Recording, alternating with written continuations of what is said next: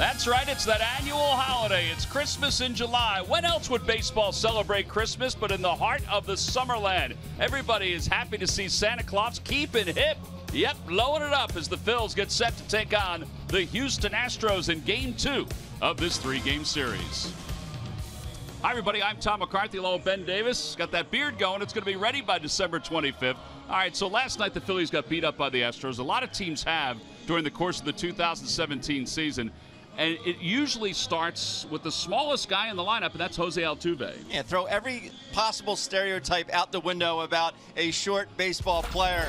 He's 5'6", listed, maybe, but he's just a guy that carries such a big stick in there. He's got quick hands, and he's got pop. Of course, when you get pitches elevated in the strike zone, good hitters like Jose Altuve are not going to miss those.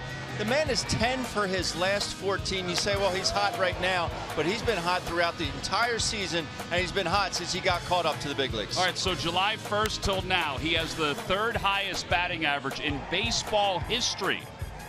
Ty Cobb is ahead of him. I mean, that's the kind of list that he's on. You take a look at this season overall, 1st in batting average. He's trying to win his 3rd batting title. 1st in hits, tied for 2nd in doubles. His on-base percentage is through the roof at .431. You hope that you can get to that level if you're a baseball player. Now, the first few weeks for Nick Williams of the Phillies hasn't really been to that level, but he's been pretty good out there for the Phils. He's been very good, and what I like about him is his aggressiveness. He's been very, very aggressive. Take a look at his first 20 games, 18 RBIs. Give me a man who can drive some runners in. I'll take him on my team any day of the week. But Nick Williams is doing it with, yes, he's very aggressive at home plate, but he's still staying under control. He's getting some good pitches, and he's not missing them. And that's what good hitters do. And right now, he's righties, lefties, it doesn't matter. He's hitting the ball hard. Even his first at bat last night, he hit a bullet to the center fielder for an out, but it doesn't stop him there. He continues to keep hitting. Keeping that shoulder in, it's so important for his success and the success of any hitter. Tonight is Game 2 of this 3-game series. Let's hope there's some presents under the tree for Nick Pivetta, making his 14th start of the year. Charlie Morton the same. Lineups at first pitch when we return to Philadelphia.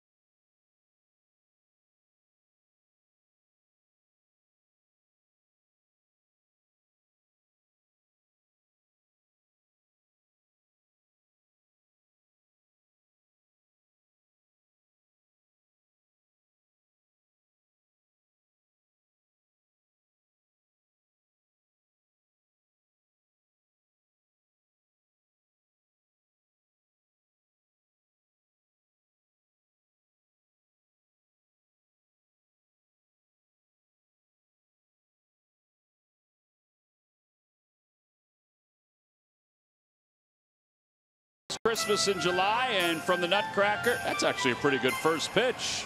I don't know if the Mouse King could have done any better. The Fanatic is a little scared to get his photo taken, but he was able to muddle through. We're getting set for game 2 between the Phils and the Houston Astros. We're just awaiting the arrival of Nick Pivetta to head out to the mound to get things started for the Phils. Nick came in a few moments ago. Umpires have already taken the lineup cards from the respective coaches. So here comes Pivetta and the rest of the Phillies, and we're just minutes away from a little baseball. Nick will grab the baseball. Matt will stay right there for the entire game and not be as scared at all. Well, maybe not. Let's take a look at the starting lineup for the Astros. It's brought to you by Xfinity. Xfinity X1 will change the way you experience TV. Well, a couple of changes for the Astros. George Springer is out with that injury he sustained in last night's ball game. So Derek Fisher is up from the minor leagues, and he is batting right behind Marwin Gonzalez. He'll be batting 6th in tonight's ball game. And they will face Nick Pivetta for the first time. Pivetta is 3-5 with an earned run average of 5.58. Last time out, he went 5 2/3. He allowed 3 earned runs in a 10-3 victory over the Marlins. The key for him, Ben, I think, is to keep the ball in the ballpark, which I think is appropriate against a team like the Astros. Absolutely, and also to get early outs. He will average about 18 pitches per inning, so you'd love to see that come down. At times, he can have an overpowering fastball, just a matter of location with him. The change in the curveball, especially, still a work in progress. Time now for our Nissan keys to this ball game. Well, we saw Charlie Morton relatively a couple starts last year for the Fighting Phils, but it makes sure that he elevates the fastball and also the curveball. Nick Pivetta, no walks, cannot walk this ball club, and must throw off speed down the zone. He just can't throw it for strikes, and he just throw it for strikes down in the strike zone. Yeah, Pete talked about that a little bit after last night's game, even the first couple innings for Vince Velasquez, how they were sitting on his fastball, but they also seemed to know, and Pete didn't say this, but it looked this way just from rewatching the game, and they also seemed to know when the change of speeds or the secondary pitches were coming. So Pivetta is just finishing up his warm-up tosses. The Astros come in 66-33 and 17 games up in the American League West. To say it's been a cakewalk, I guess, is an understatement. Time for our best combo, brought to you by State Farm. And Jose Altuve will be leading things off. His last 3 games, Ben mentioned it during the open, 10 for 14. Meanwhile, Nick Williams, he's riding an 8-game hitting streak. He's hitting .382 during that time, 13 hits in 34 at-bats. All right, so here we go. Altuve to lead things off. Saw last night they went ahead 2 strikes in 3 of his at-bats. And he was able to get base hits in all of them. You can't leave anything up in the zone for this guy, but he does waste good pitches too. Yes, he does. And for being short in stature, he's able to get on top of some high pitches. First pitch is cut out and missed, and it's 0-1. Overall, hitting .365 on the year.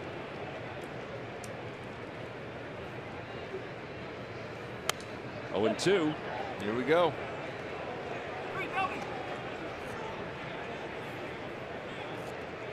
Altuve in the month of July hitting .507. Johnny Mize in 1936 hit better in July, and so did Ty Cobb back in 1918. And he sprays one foul, and it remains 0-2. Can he continue to sustain this throughout the course of the year? Well, I mean, or at least through the course of July. His manager thinks so. He's hit in 16 consecutive games. And he got him on strikes. Well, that's a tall order all by itself. 1 away here in the first. I like to see that good hard breaking ball. Altuve knew he was a little bit late on the fastball. Tried to speed it up a little bit to not pick up the rotation. See Cameron pounding the turret. Give it to me down. That's exactly what happened. Well executed. Well, here's Josh Reddick. He was part of the hit parade last night. He was 3 for 5. In fact, 18 hits last night for the Astros, the 11th time they have had at least 15 hits in a game. That's remarkable.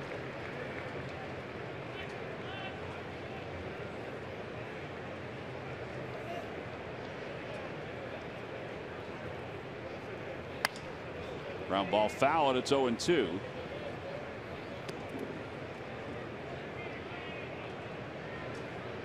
Reddick at 307 overall with 9 homers and 47 runs batted in. Up high, 97 on that heater from Pivetta. So free and easy.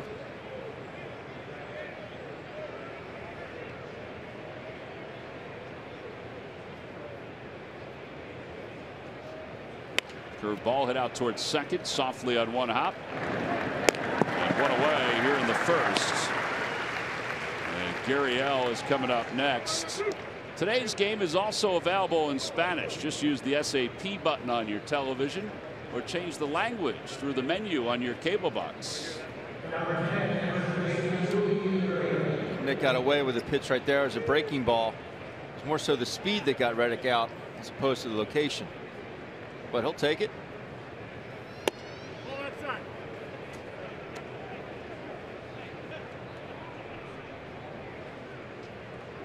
Gurriel was 1 for 4 last night with a couple RBIs. 2 balls and no strikes.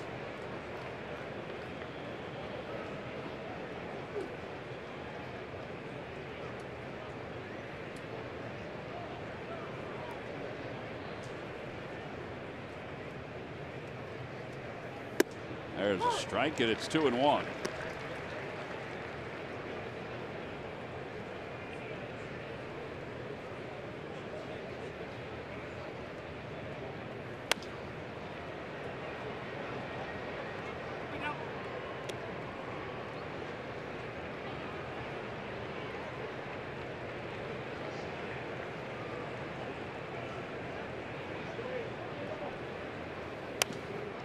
Popped up, and it remains 2-2. Dan Iasonia is the home plate umpire tonight, the veteran. Brian Gorman is the crew chief at first. Stu Shorewater is at second. And Trip Gibson is around at third.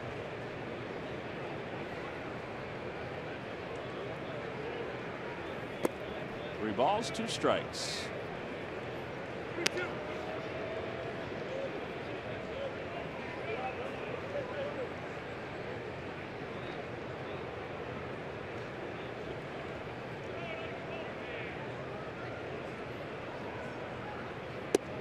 And a strike 3 called. I don't know how Gurriel would be upset about that. That's a pretty good breaking pitch. He has shown a sharp breaking pitch in this first inning. 2 strikeouts overall. He got one swinging, and he gets one looking. A 15-pitch inning. We'll go to the bottom of the first.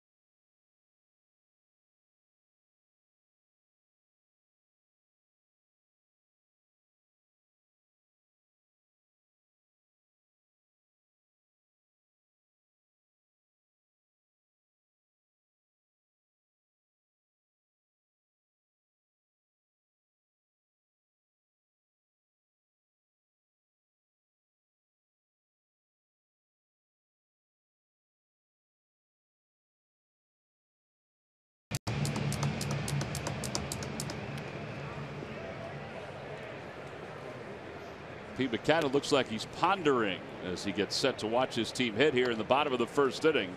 Cesar Hernandez will lead things off against Charlie Morton. Charlie, who pitched very briefly for the Phillies last year before a season-ending hamstring injury. He's been good for the Astros. 7-4 on the year. He has been benefited by this offense because they score a lot of runs, so he can give up his share. No balls and 1 strike to Cesar Hernandez. 0-2. See his numbers: 83 strikeouts and 75 1/3. Definitely has that ability.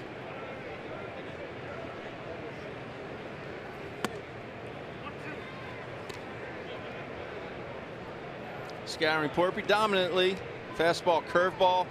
He will sit at about 95 with good sink. Overall numbers against the Fighting Phils, though, not very good. Breaking ball in the dirt. 2-2. Last year with the Phillies, 1-1 with a 4.15 earned run average. He made just 4 starts for them.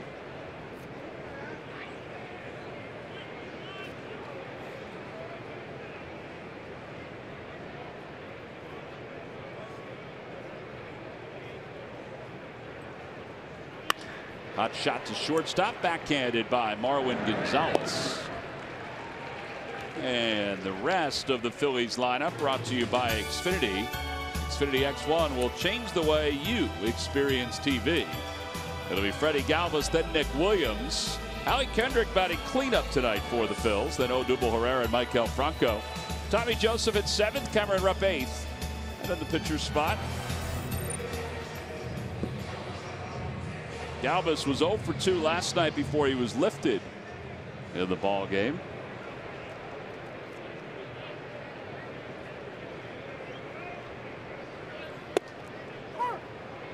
.96 from Charlie Morton. That's not a surprise.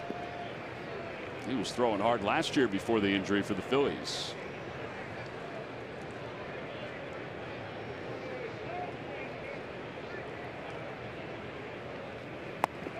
And that got Freddie Galvis. It just kept on hunting the lower half. And he's aboard with a hit by pitch. That'll smart. It looked like he waited and waited and then tried to get out of the way, and it just kept on curling into him. Back foot. Yep.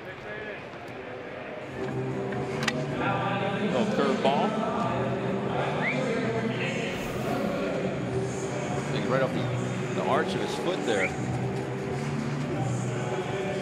There's Nick Williams. Williams, a 9-game hitting streak, hitting .378 during that time. .315 with 4 home runs, 18 runs batted in.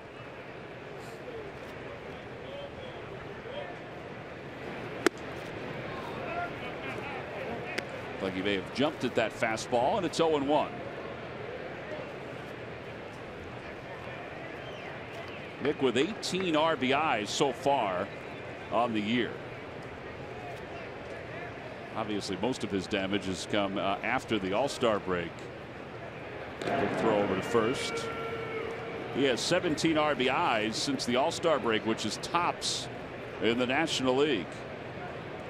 That's what we talked about last night. I mean, look where the center fielder Fisher is, and look where the right fielder Reddick is. I mean, they're giving him center field basically and the right field line.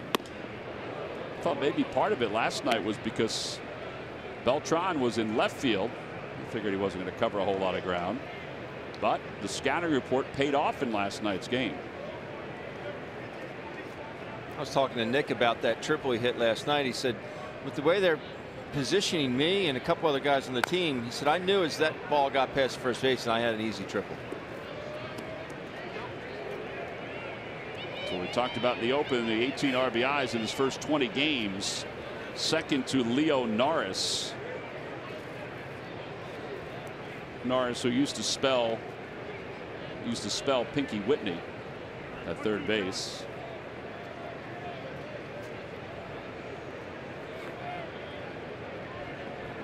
One-two pitch coming. 2-2. Good luck at McDonald's Phillies home run jackpot contestant. is Don McNabb. No fooling. From Levittown, Pennsylvania. Phillies hit a home run in today's ball game.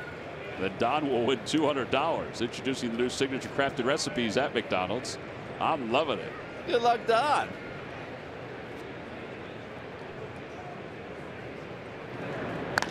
Ground ball foul past Mickey Morandini. Well, it was refreshing to hear me here today with Nick Williams is the fact that I said, were you looking for a fastball in off SIP? I said, because typically lefties don't like to pound lefties in with fastballs. He said, well, he went first pitch breaking ball and then fastball in. He goes, I thought he might take a shot back in there again. And it's amazing to hear a hitter say that because he's actually thinking about his at-bat during the at-bat. You know, he's not just looking for a pitch and trying to hit it. Trying to think about how a pitcher is trying to get you out. He has not flinched with left-handers so far this season.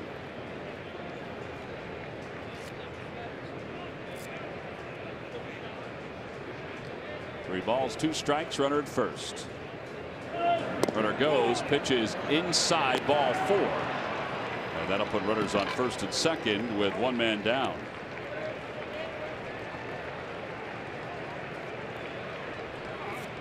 Pitch close. I was watching it live and Gaddis kind of got up. I don't know if he blocked the view of Dan Izonia. Take a look at your Mazda pitch cast here. It looked pretty good. He wasn't set up there. A little inside. They can block him away. Howie Kendrick batting cleanup, 0 for 1 last night as a pinch hitter.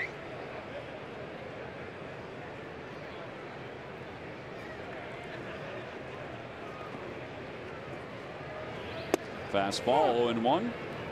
Another good at bat though by Nick Williams, a guy down in the count against a veteran pitcher, a pitcher that knows how to strike guys out.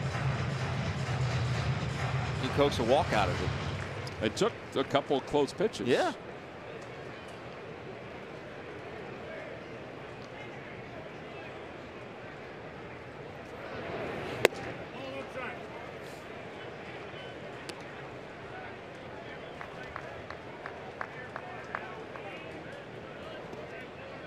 Beautiful night.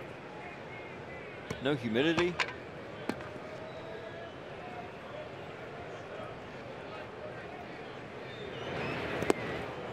A little bit of cloud cover, but the storms that were here last night, yeah, they're not coming back. At least not tonight. 76 degrees.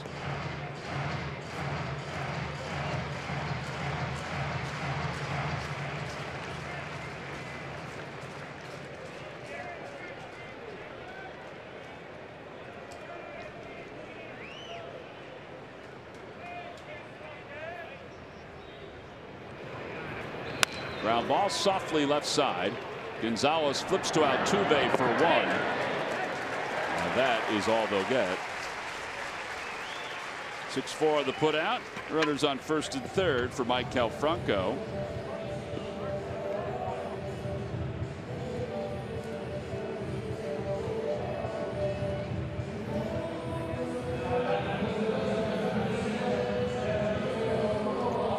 And that brings Odubel Herrera to the plate. Odubel was 2 for 3 in yesterday's game. Hitting a cool .364 in the month of July. I mean, it's not .507, but it's still .364.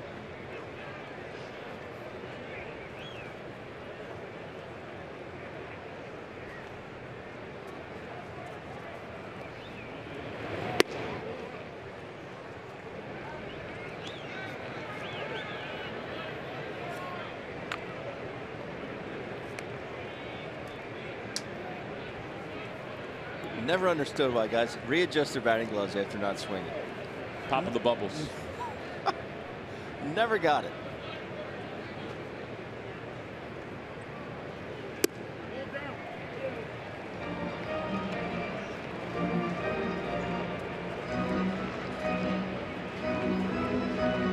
Since June 1st, Odubel finds himself with 27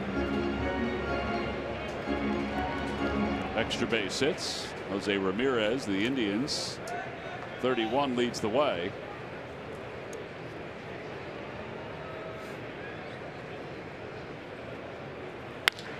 towards center field.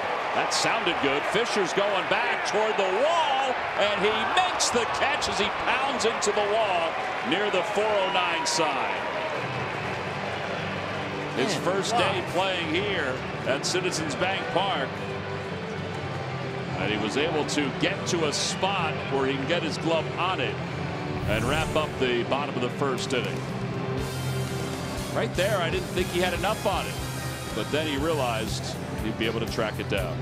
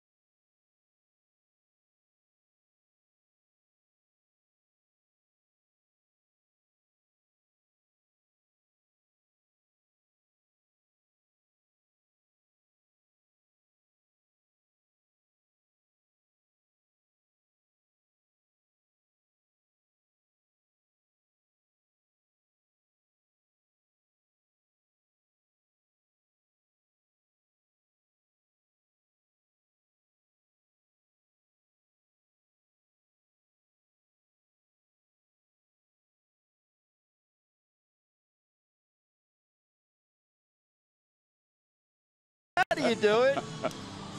I got to know. You have the jackets on out there. Yeah. A little warm out there? It was a little warm out there. Well done, though. Perfectly executed, Tom. It was a lot of fun. Well done. Thank you, sir. Yeah, it was warm out there for sure. I think we lost a couple pounds, which was nice. Oh, some of us could use it. That was really, really well done. How many times did it take you to do it? It took us about a half hour, right, Murph, to do the whole thing? Yeah, about a half hour. Yeah, we had to do a couple different shots just to kind of make sure we hit it right. Plenty of outtakes. Your outfits were outstanding. We got to go. Well, we were going to be late. I don't like being late. You know that. I think that cap is really going to keep the Fanatic warm as well. Yeah.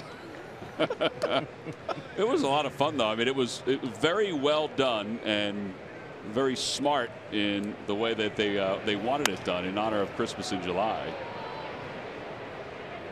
But we enjoyed it. That's just, we've done a couple of things like that. Nothing where we had to play roles. We played ourselves in the other ones that wound up on Fanavision or on Twitter. But it really was a lot of fun. Evan Gattis sends one in the air to right center field. And Odubel Herrera will make the catch. Well, I think it's award worthy, Tom. I really do.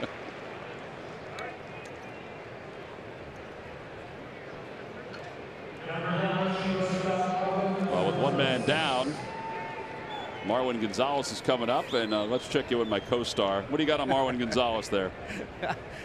Co-star, I like that. Thank you very much. You know what? It was back in 2011, the end of 2011, when Astros general manager took over. Jeff Lunau took over the job, and one of the first things that he did on the job was he made a swap with the Boston Red Sox of a couple of Rule 5 players. That player was 28-year-old Marwin Gonzalez. And when they got him, they thought to themselves, well, we got a guy that can play a lot of different positions, pretty good offensive player. But what he has developed into, guys, is nothing short of remarkable. I mean, just look at last night. He played 3 different positions for the Astros last night. Here's where he has started games this year. First base, second base. He's played short, third, left field, right field. He can do it all. Every team has to have that utility player, but he has been called a super utility player. You look at some of his numbers, batting .318 this season so far, 18 home runs, 59 RBIs. The man who can do it all. He can do it in all different positions, and he is one of the reasons that the Astros are the best team in baseball, guys.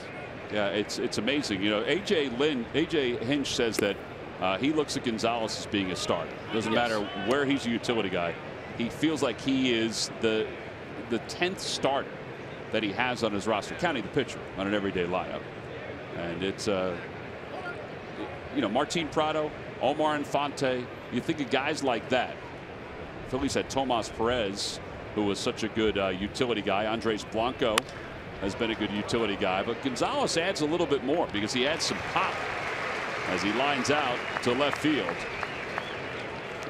And there are 2 outs. And Derek Fisher is coming up. Lebanon's own Derek Fisher.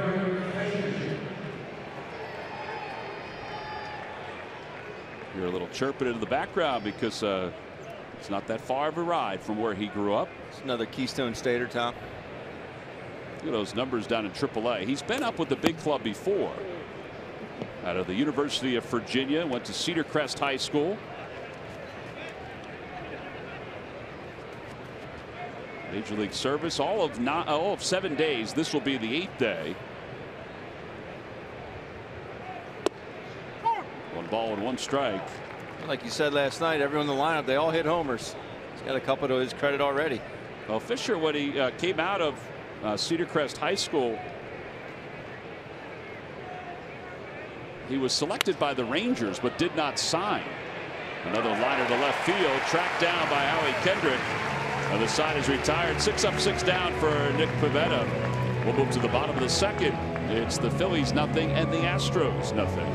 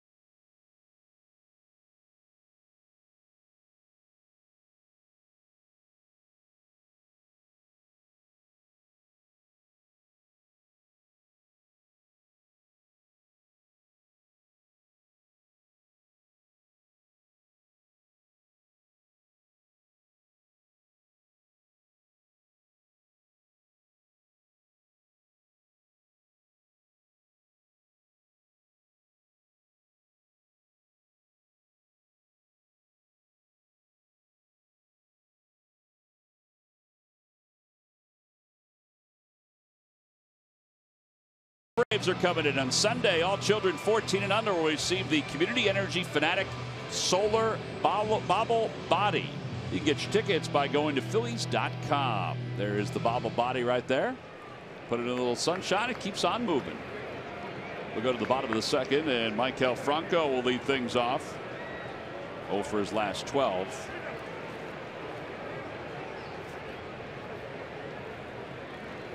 First pitch is inside. Hey, by the way, we failed to mention when we were talking about the Christmas thing that Murph and I did. Now, Mike Lecision from the Phillies Fanavision department, he was the one who operated the camera and edited it all together. He did an amazing job. That was a 1-camera shoot also. It's a low budget film. It was really well executed. I'm not just saying that because you're my partner and Murph's our colleague. I just say it's really funny. Murph and I do have SAG after cards. 1 ball, 1 strike to Michael. Michael hitting .236, like a .226 with 14 homers, 52 runs batted in. 1 ball and 2 strikes to Franco.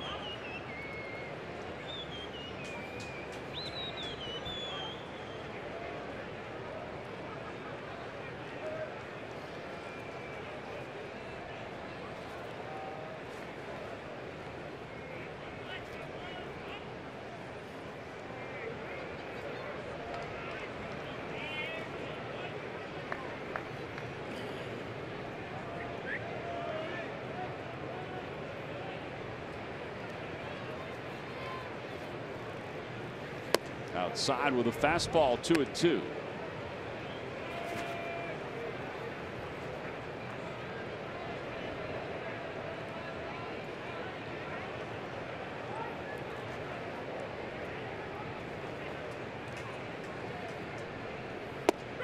And Franco is down looking. 1 out here in the second. And Tommy Joseph is coming up. So back on April 23rd last year, Charlie Morton was playing for the Phils, laid down a bunt. And right there, we thought he tripped initially. He tripped all right because he tore his hamstring. Helped off the field by Sean Ficazzi, the Phillies athletic trainer, and Mickey Morandini. And he missed the rest of the season. And then signed a 2-year contract with the Astros.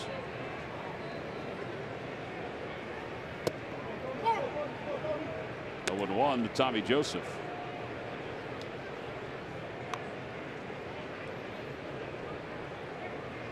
Phillies were relying on him and Jeremy Hellickson last year to sort of anchor a young rotation. That one's lined out to center field. There is no way that Fisher's going to get this one on the fly. He'll play it off the wall. And Tommy will pull into second base with his 19th double of the year. He just hit some line drives that just don't come down. The ball he hit last night, his first at bat off the left center field cement wall out there, was blistered. This ball is just hammered. You see Morton kind of yank that pitch, supposed to be down and in. He just yanks it across his body. Tommy doesn't miss it. Center field fence with some authority. All right, let's see if they can get the run home here with Cameron Rupp coming up.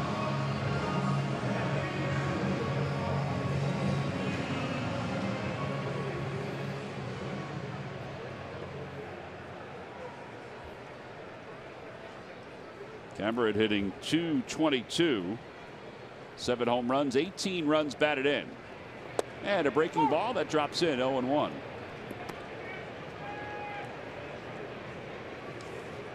Last time out, Charlie Morton threw his fastball 55% of the time. His second most used pitch is that curveball.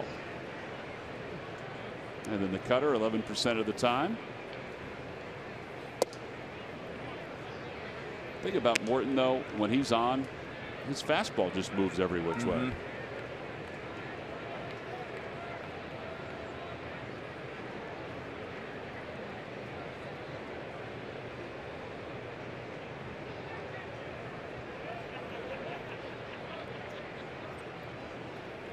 Back toward the middle, spinning every which way. Altuve has it. Throws out Rupp. Over to third goes Joseph. 4-3 on the putout. Nick Pivetta is coming up. Let's face it, the week gets busy fast. No worries. CSN has you covered. Catch every CSN game with the NBC Sports app. Download now to keep up with all your Philly teams. Pivetta 083 on the year. 27 plate appearances.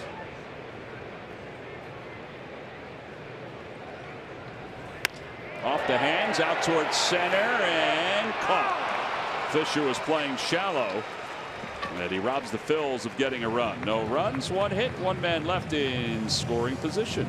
We'll go to the third.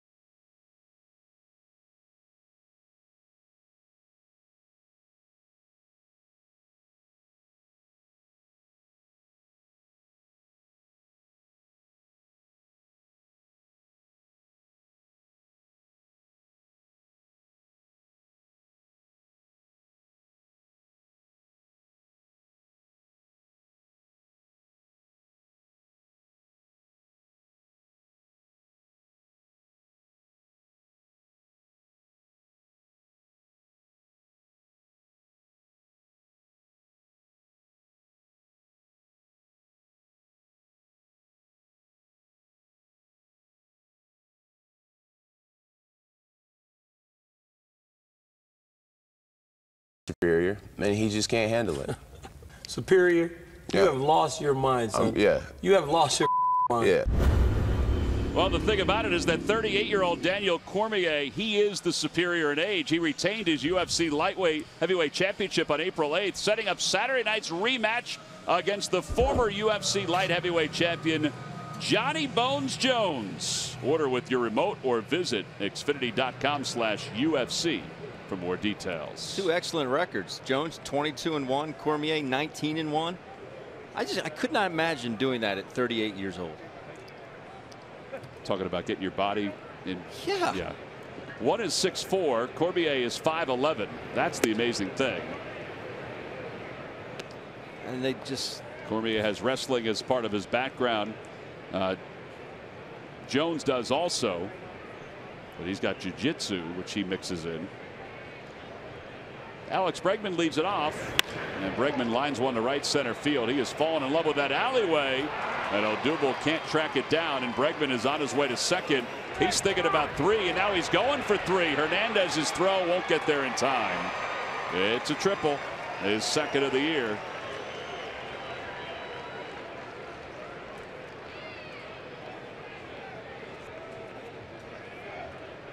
So a runner at third and nobody out. Just a short swing. You saw that last night, unfortunately, three different times. But he can motor too.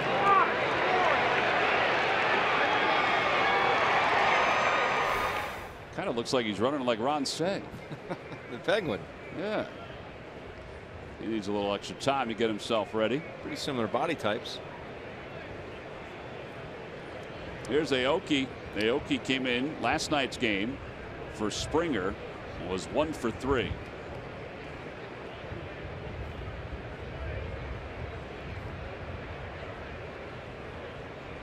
Phillies play the infield in. Fly ball left field. That's going to carry. Howie Kendrick going back, reaches up, makes the catch. Tagging from third is Bregman.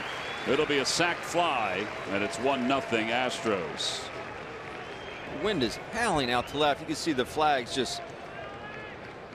The beginning of the game, I think that's what kept Odubel Herrera's ball in the ballpark, but now the wind has shifted. Now it's completely out to left field. Aoki hit that double last night. I should say triple last night.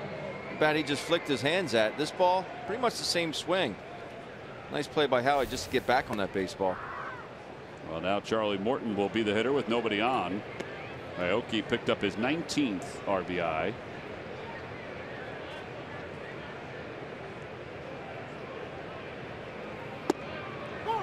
One ball, one strike.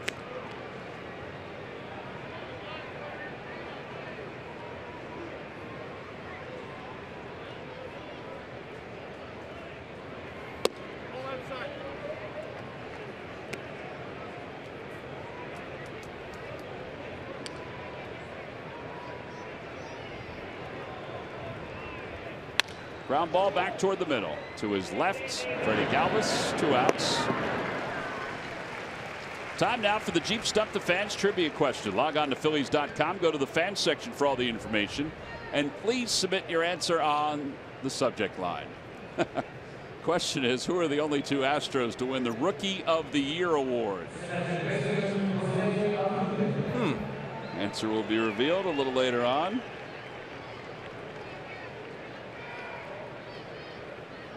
Pretty good idea there. So I get a miss by Altuve. It's 0-1. Murph, you have a good idea about that one? I know why you're laughing, because I said to you yesterday, I bet you that one of the trivia questions this week is going to be, which 2 Astros won Rookie of the Year? I know John DeSangro. 0-2. But I can't remember, was Ben in the room, or was Glenn in the room, or Little Joe? Anybody? I don't think any of those people were in the room. Okay. I think Scott Fransky was in the room.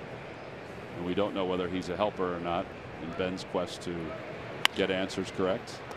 Maikel Franco to his left. Inning is over. A run does score on a sacrifice fly by Aoki. We'll go to the bottom of the third. 1-0 Astros.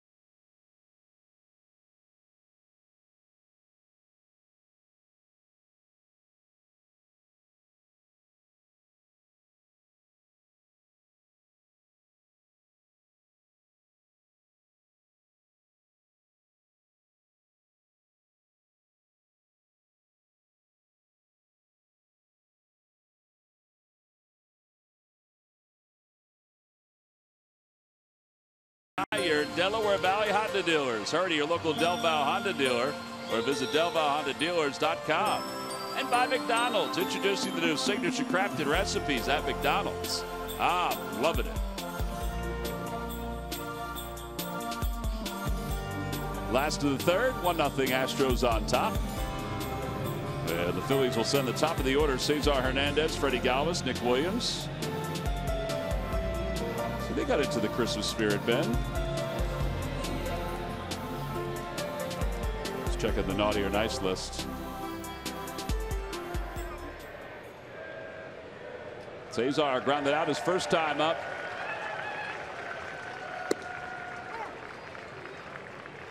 No balls and 1 strike.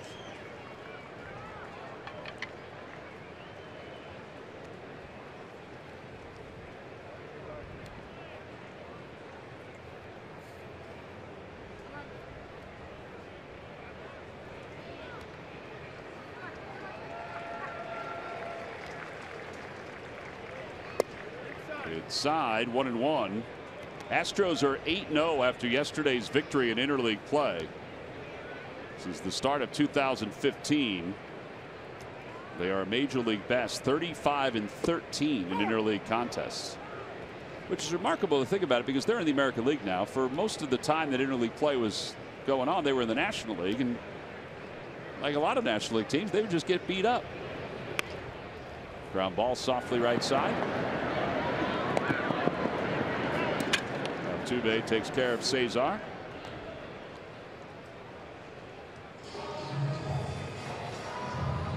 Astros are 161 and 172 in interleague play.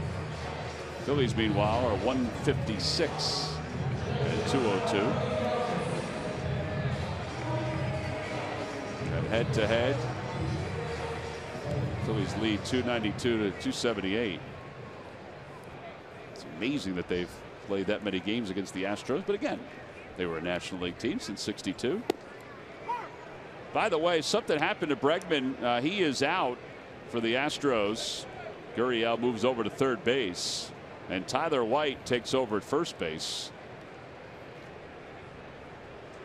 Ben, the Astros are just falling apart. Wow.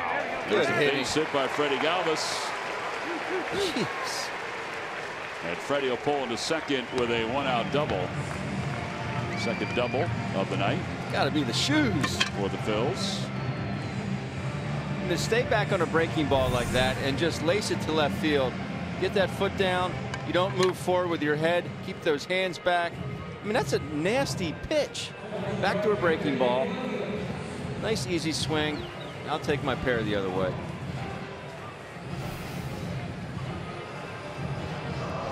All right, so Williams up for the second time. He walked his first time.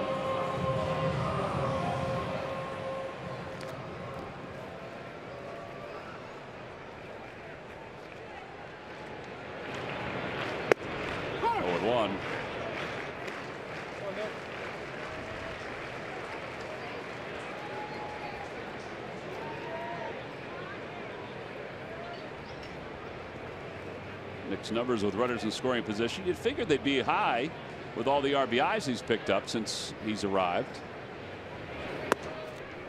1 ball, 1 strike.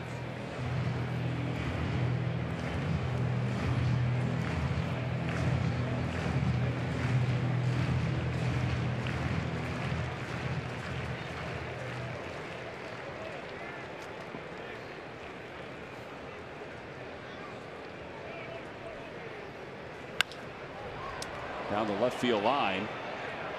Aoki watches it go into the crowd. Nice grab. Where Houston Texans hat to the ballpark, you might get a foul ball. Follow Phillies baseball live with the MLB.com at-bat mobile app. Stay connected to the game's best players all season long with game day, live game video highlights, radio broadcasts, stats, news, and more. Download MLB.com at-bat today, your #1 app for live baseball.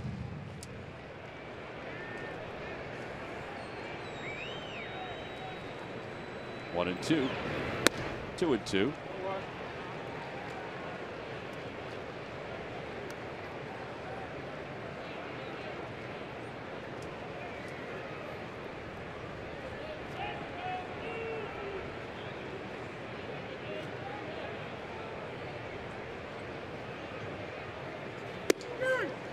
Now looking on strikes.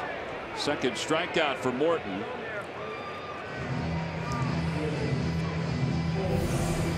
You look at pitch cast presented by Mazda. Little two-seamer runs back over, catches a piece of that line.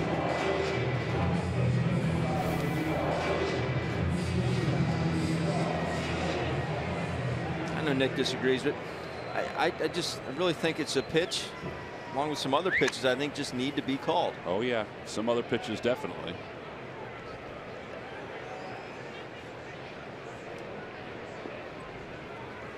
Last night there were some other pitches that should have been called.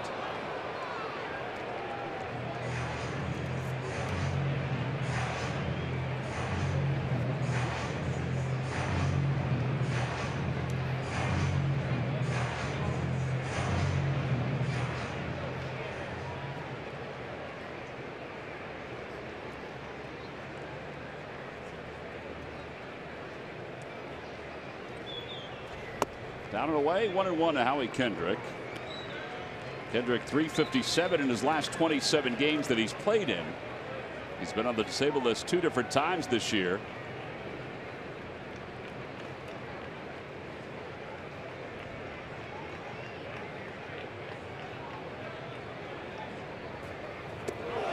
That's a breaking ball that didn't break. It got Howie Kendrick.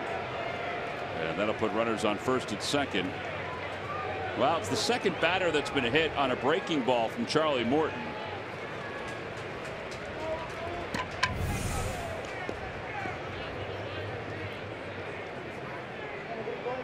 Right on the back.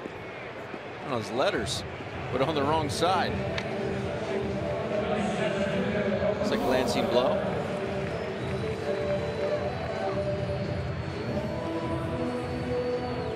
Nine hit batters now for Charlie Morton on the season.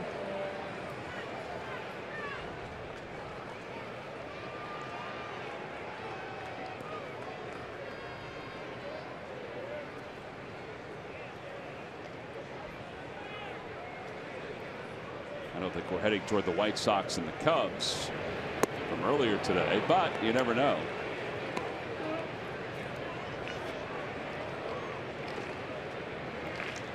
John Lackey hit 4 in today's game.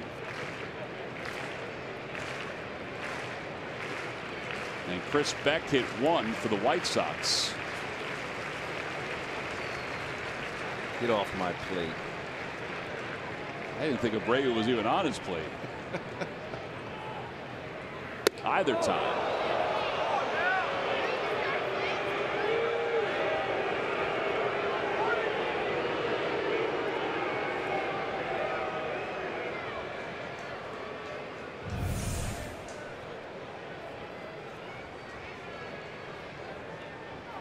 Way to get out of the way.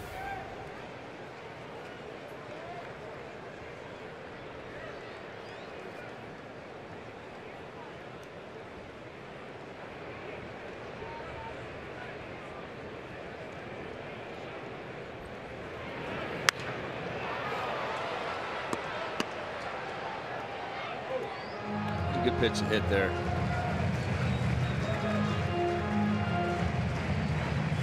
Duval upset with himself. Talked about the movement on his fastball. That one not as much. And when the ball is elevated, it definitely does not move as much. Down the zone, different story.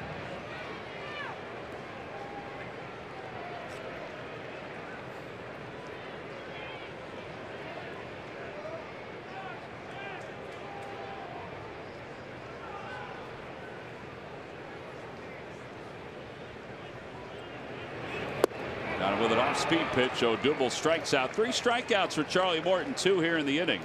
No runs, 1 hit, 2 men left, 3 in the books. We'll go to the 4th. 1-0 Astros.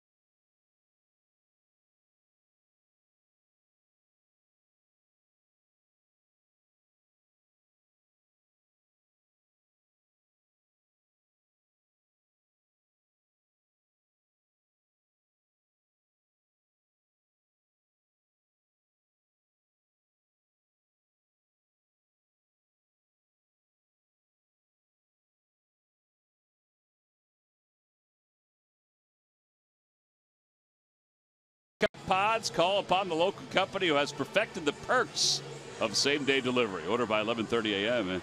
and your WB Mason driver delivers right to your break room. Local, fast, and convenient. Who but WB Mason? Top of the fourth inning. The Phillies trail at 1-0. Josh Reddick will lead it off. Reddick is 0 for 1. He's grounded out. Astros with 1 run on 1 hit. Fanatic and the Rally Monkey spending some time together. Not talking to each other, though.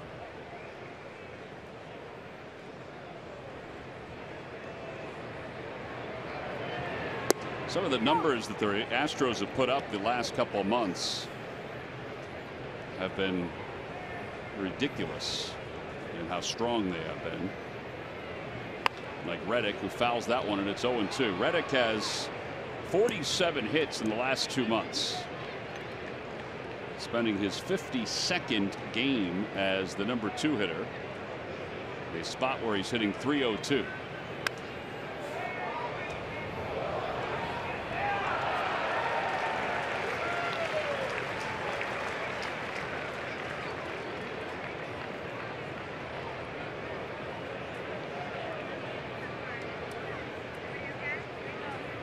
Outside corner, strike 3 call.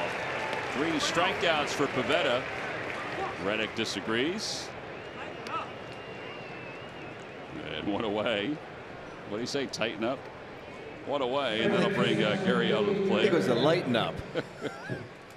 Steve Canada is our Geico quote of the day on the Astros. Houston's a good team, is as good a team as we've seen. They have 9 guys with double-digit home runs.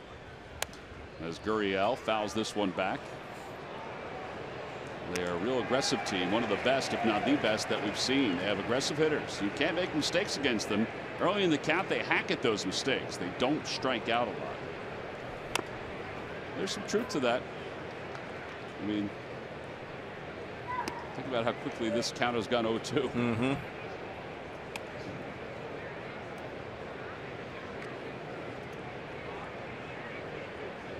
They will swing. 1 through 8, they will swing.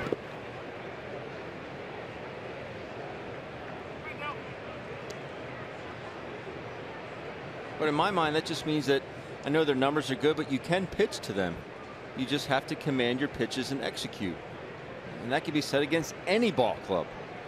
But I think the really over-aggressive ball clubs, you can take advantage of at times. Well, there's a good pitch there. His breaking ball has been excellent tonight. Probably the best we've seen in a few starts. That's 4 strikeouts for Pivetta. Good hard curveball straight down. That is a tight curveball.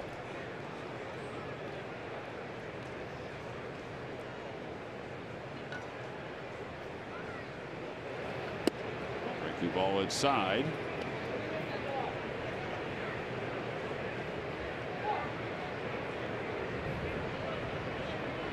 Evan Gattis with still the longest home run I've ever seen here at CBP. He's just got some raw power. Off Cole Hamels, my brother and I were down the right field line and just went up. I think it came close to hitting that Tony Luke's out in left center, did it not? It did. It bounced into it. Yes. Or off the side, I should say. Had a strike on the outside corner, 1-2. He hit it, and he and I just looked at each other like, did that just really happen? Did it really go that far?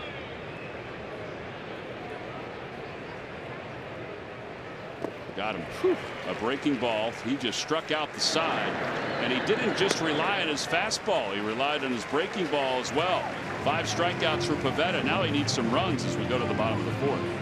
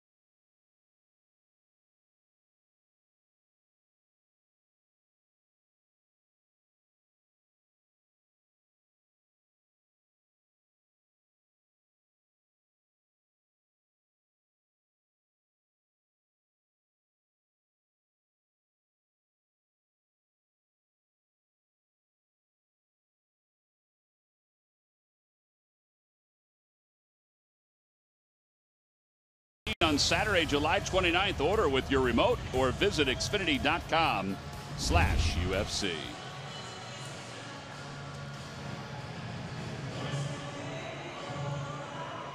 Last of the fourth inning. And the Phillies will send Maikel Franco, Tommy Joseph, Cameron Rupp to the plate. Franco struck out looking his first time up.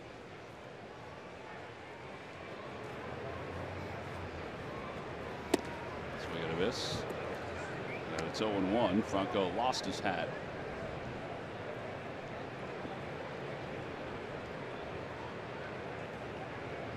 Ben, with the coif of hair that you have, did you ever lose your helmet when you took a swing? I did not.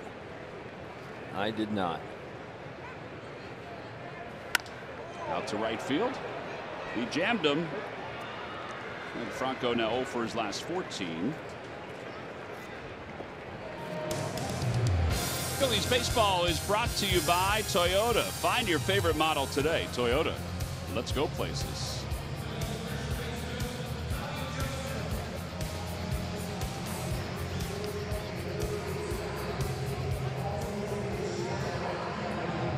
Tommy doubled his first time up.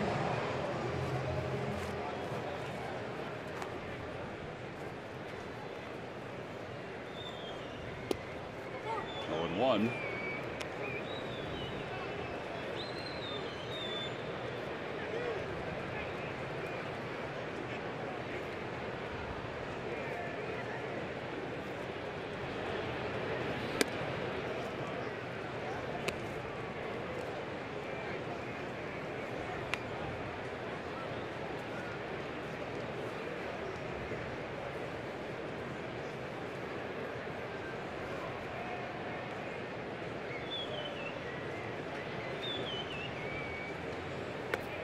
Low, 2 balls and 1 strike.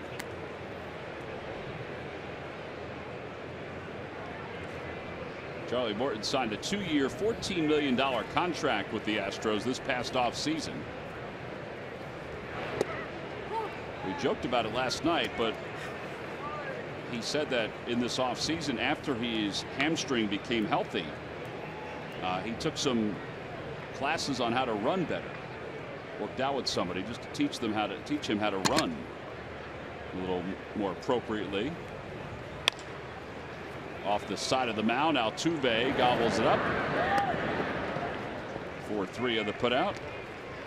2 outs. And here's Cameron Rupp.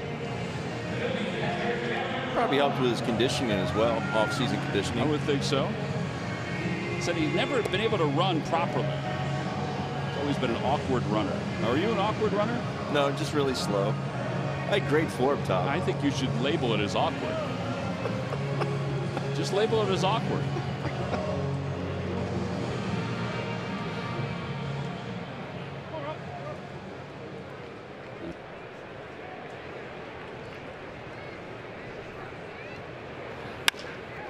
Bouncer to third, off the glove of Gurriel. He let that play him. Give him a hit. I have no power over that, Ben.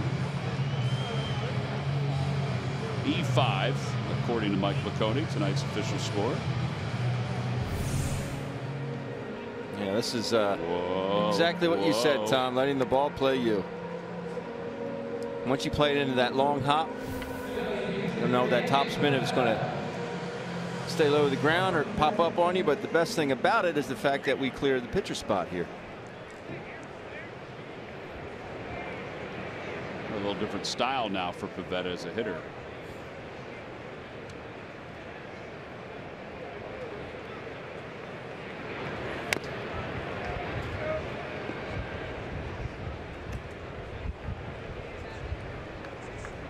You said it was a beautiful night.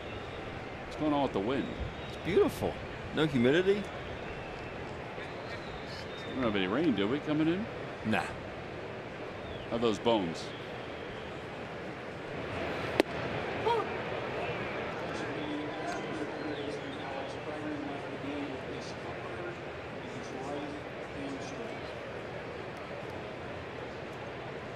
Astros players can't handle the heat.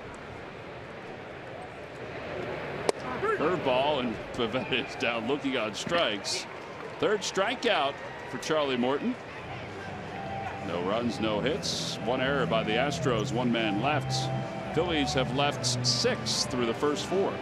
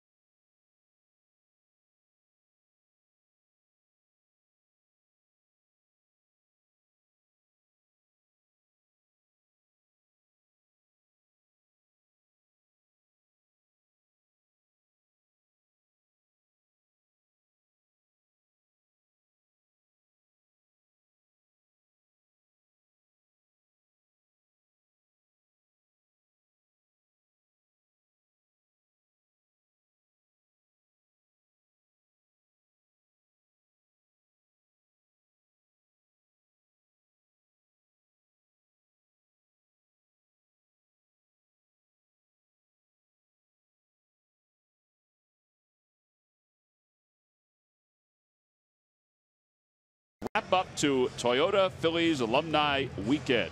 It's Alumni Day, and a Topps Wall of Fame card pack will be given out to all fans. Go to Phillies.com for more information.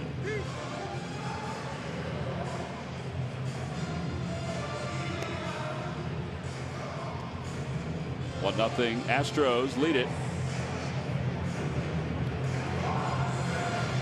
As we move on to the top of the 5th inning, Marwin Gonzalez will lead it off.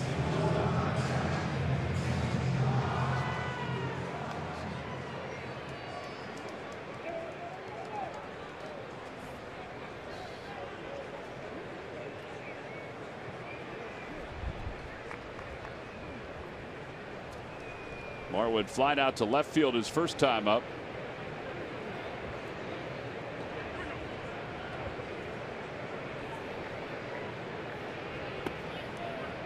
Gonzalez takes low.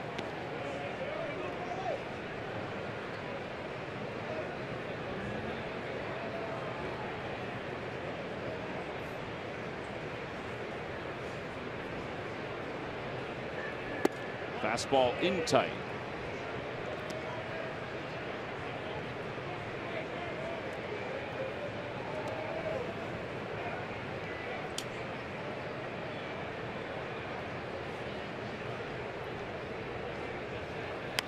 Popped up, and that will go out of play.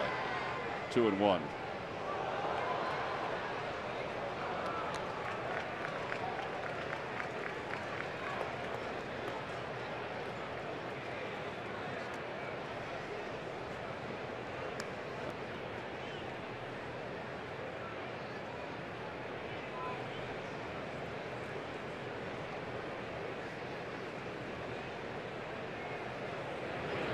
Swing and a miss, 2-2. Man, he has had a good breaking ball today. Thing is sharp as could be. Not really sure what he has done differently with it. He's throwing it so hard and just not picking up any rotation.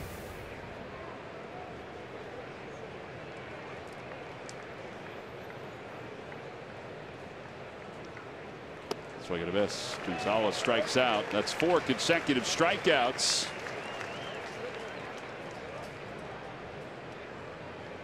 For Nick Pivetta, and 6 overall. Some awkward swings, but take a look at his finish. Pivetta just in a good balanced position. Ball going straight down.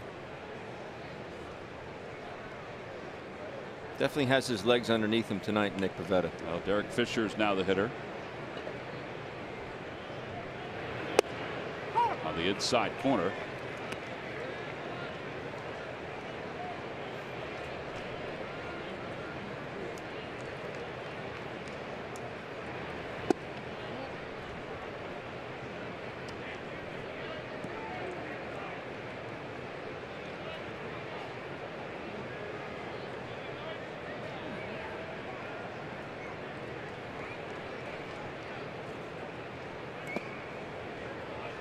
Two balls and one strike.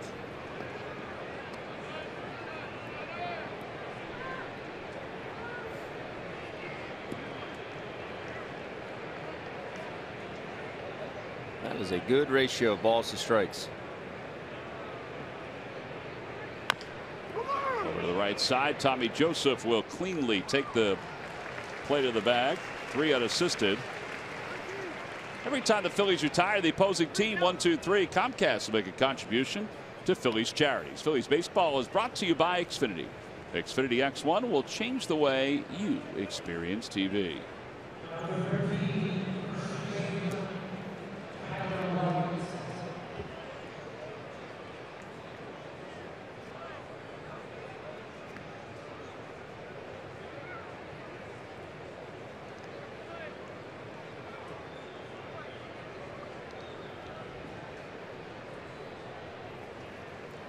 Tyler White, who came in last night because of the way the score was going. And a breaking ball and a check swing. He did not go.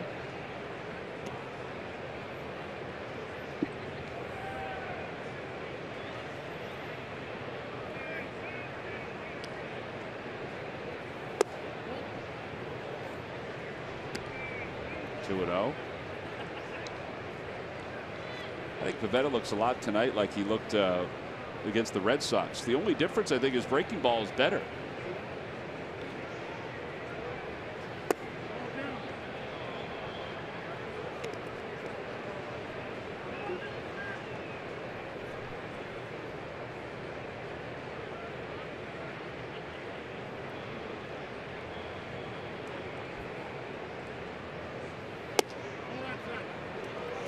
Boy, that is a tight strike zone. And White draws a walk.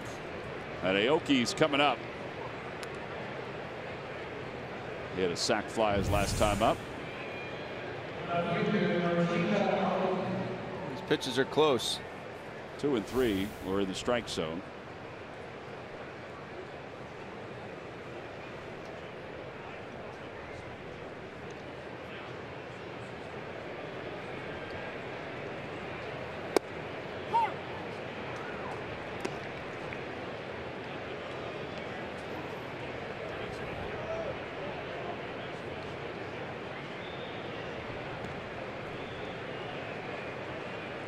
To Aoki. Ground ball to shortstop. Galvis has it. He'll take it across the diamond in time, and the inning is over. No runs, no hits, 1 man left. We go to the bottom of the 5th inning. The sun is setting. Let's hope the offense raises it up.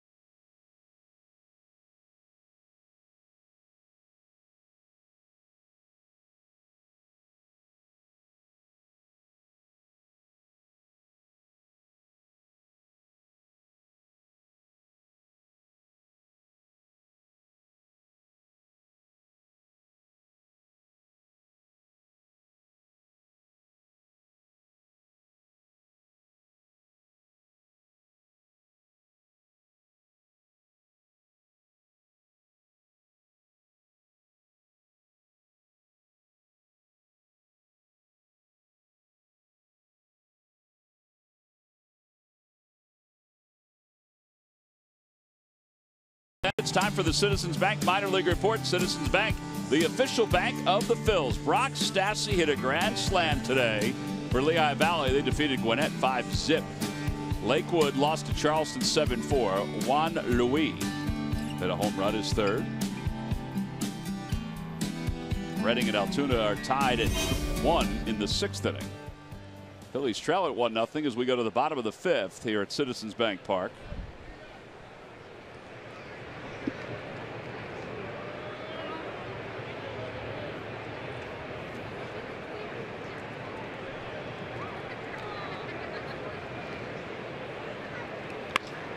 That one's the opposite way. Boy, Aoki was playing over there.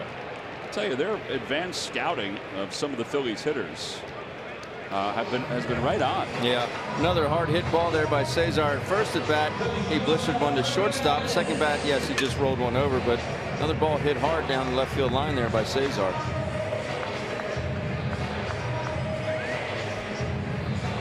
Brent Strom, the pitching coach, has to be happy about what he's watching from Charlie Morton.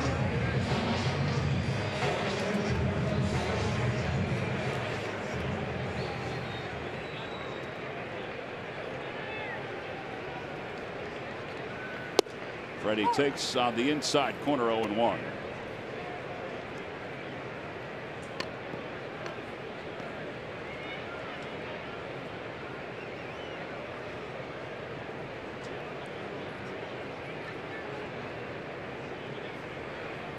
Outside.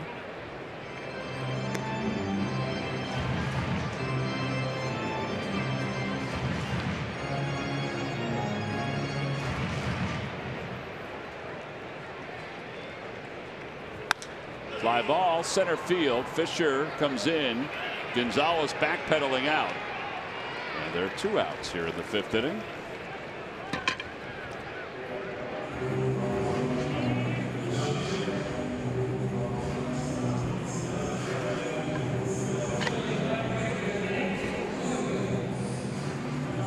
Here's Nick Williams.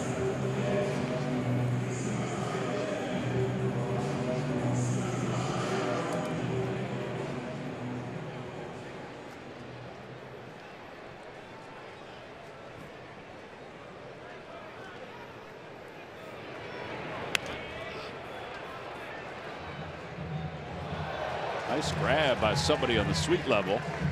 Young lady was walking away because she didn't want to be hit by it, but there was a cat down there that casually just picked it right out of the air.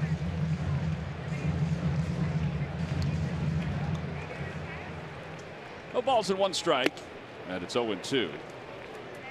Charlie Morton's been on top of his game tonight. There's that cat right there. He's wearing a shirt that is not designed for TV.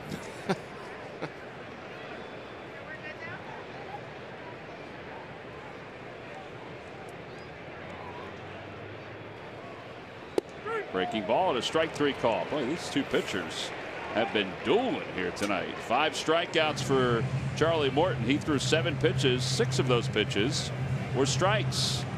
We'll move to the 6th inning. 1-0 Astros.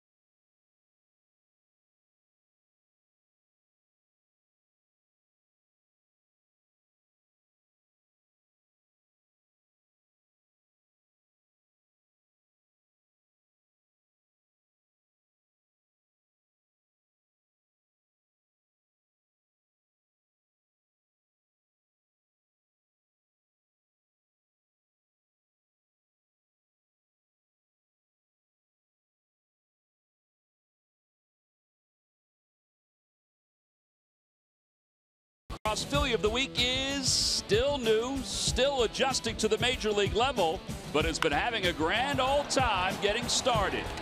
Nick Williams arrived on the final day of June, and his first summer has been no vacation for opposing pitchers.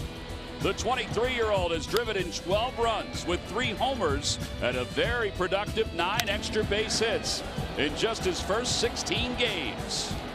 Nick's journey has just begun, and it's brought to you by Independence Blue Cross. Live fearless. Well, the fanatic is celebrating Christmas in July.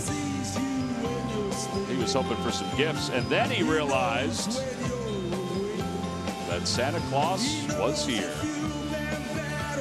Good thing they slowed up. They would have knocked each other back. 1 ball and no strikes to Charlie Morton.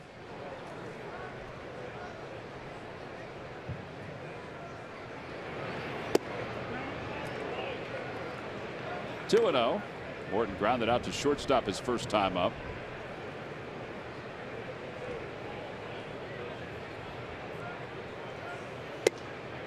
As Pivetta just served that one right in there.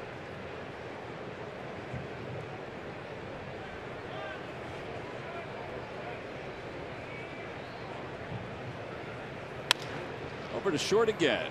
Freddie Galvis comes sweeping in. One out here in the 6th. Check in during your visit to Citizens Bank Park using the MLB.com Ballpark app, the official Citizens Bank Park app for your iPhone and Android smartphone. Perfectly complements and personalize your trip with Ballpark maps, mobile check-in, and more. Download MLB.com Ballpark today or visit Phillies.com/ballpark app to learn more. So what it does is it tells you where everything is around the ballpark. All the food services like Bull's Barbecue. Or if you want to get a Tony Luke's cheesesteak, it'll tell you where that is. Now with the app, you now have access to Phillies charities auctions as well.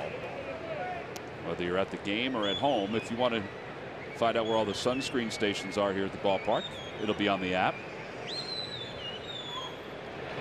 The authentic stand, that's on the app. Working on finding out how we can get Murph on the app so we can find out where he is at all times. Now that's funny, Tom. Although Murph probably needs an app to find out where his shirts are, the way things are going. That's down the right field line. Williams will get to it. Altuve trying to get to second and is there, sliding with his 31st double of the season. I guess that was inevitable, wasn't it? Not a bad pitch, but we talked about his plate coverage last night. How he's able to get to those pitches seemingly off the plate away. And that's not a bad pitch. He still barrels it and shoots it down the right field line. Good play by Nick Williams here to slide, cut this off, because if that ball gets by him, that's a triple. All right, so how does he have such good plate coverage? I mean, he has a 17-game hitting streak now, but how does he have that good a plate coverage? Well, he's able to, first of all, let the pitches get deep, so he's not out there reaching for pitches. So he pretty much takes the same swing. He just lets that ball travel a bit more. Off the glove of Rupp, and that's going to allow Altuve to go to third. That'll be a pass ball. Unless he was crossed up. Usually a conversation on the mound after something like that happens means there's a cross up. Let's take a look. All right, catcher, is there a cross up? There is a cross up. Yes, there is. You can adjust to a breaking ball. You cannot adjust to a fastball.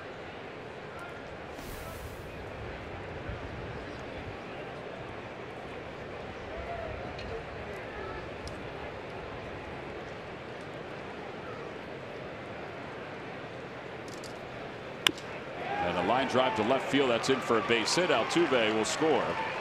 But it's now 2-0 Astros. 72nd run of the year for Altuve. But an RBI single for Reddick.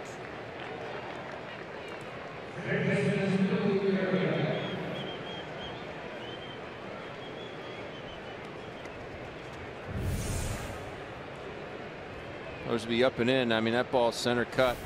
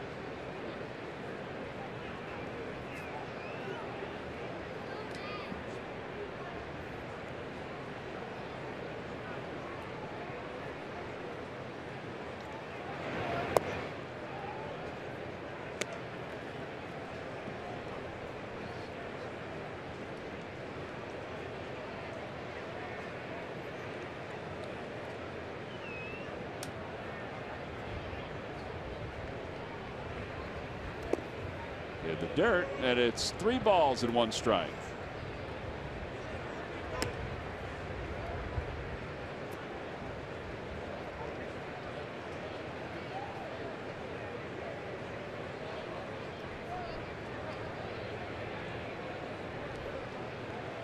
A ground ball, get out of it right here.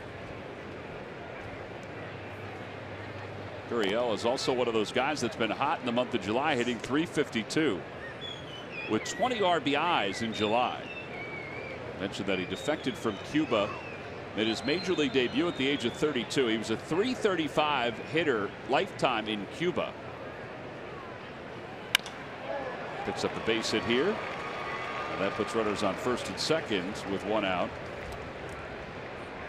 He left Cuba for 1 year to play in Japan in Yokohama and hit .305 there, then returned back to Cuba before he eventually defected and came to the United States to play. Bob McClure out to the mound to talk to Pivetta.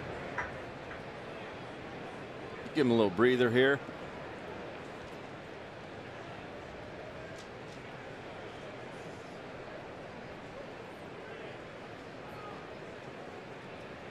So after that conversation, they'll have to face Evan Gattis with runners on first and second.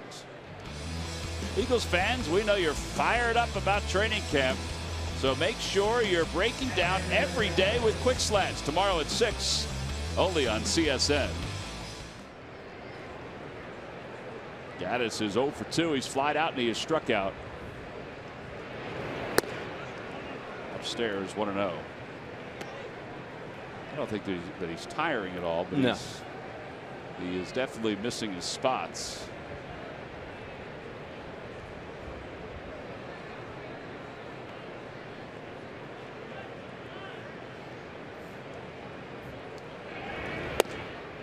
Two and 0.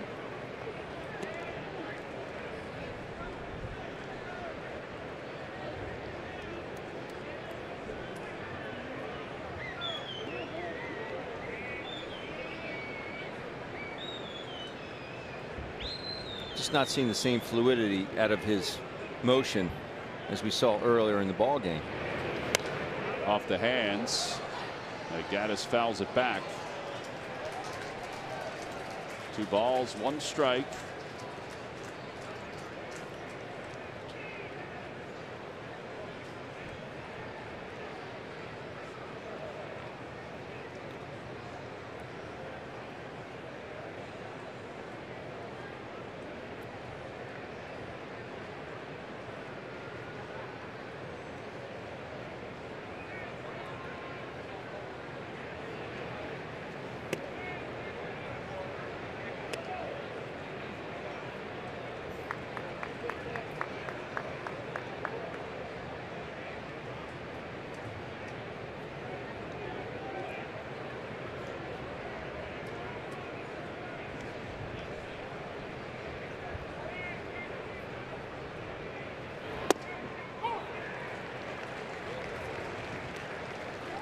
Very odd will you see a pitcher shag balls in the outfield during batting practice the day he's pitching.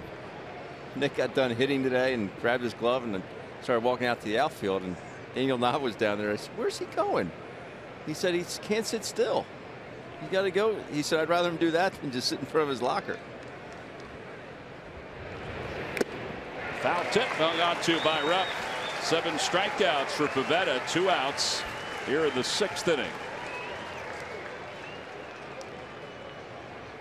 I think it was pretty cool that he does that. You know, he just helps him limber up a little bit, get ready for tonight's ball game. So much time between the time that these guys get here to the ballpark and the game. Yeah. And for starting pitchers, a lot of times they arrive later, but some of these younger guys, they don't do that. They'll watch some film, take their batting practice. Now, I've also said, of all the teams I've been on, this is the most unique group of personalities I've ever been associated with. Really? He said, in a good way. He said everybody has their own thing, what they do. And he goes, it's really interesting to see the way they go about their business. He said it's fun.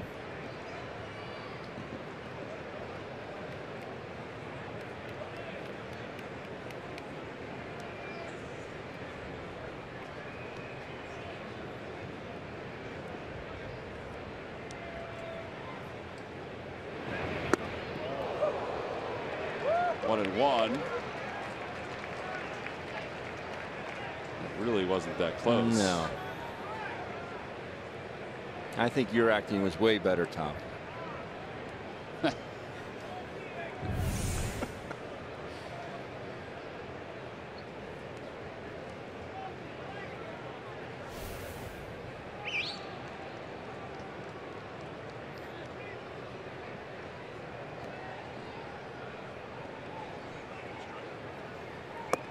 It's side 2-1.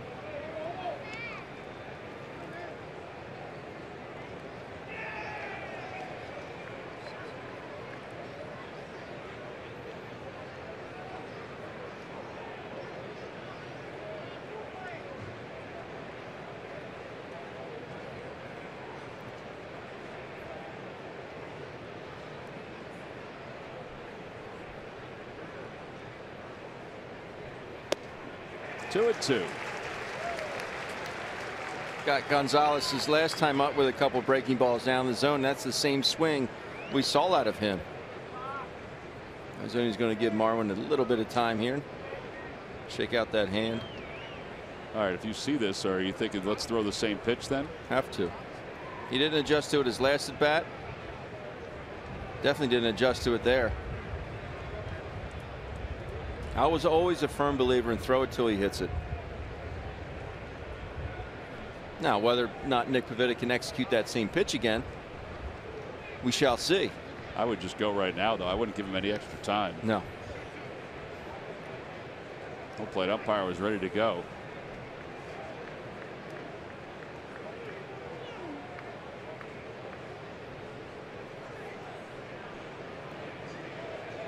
Two balls, two strikes. And a line drive back toward the middle, a base hit. Rounding third, heading for home is Reddick. He'll score, and it's now 3-0. Well, that's all part of the execution of the pitch. Yep. So an RBI single for Marwin Gonzalez, his 60th RBI of the year. And it's 3-0.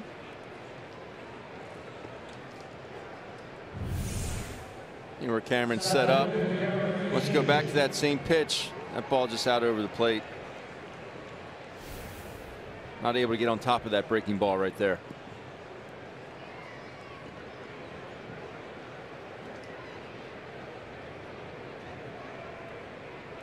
Eight-game hitting streak now for Marwin Gonzalez.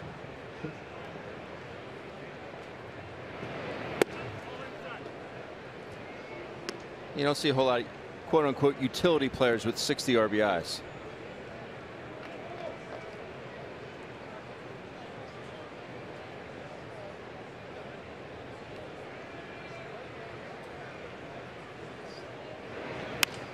Slice down the left field line, foul.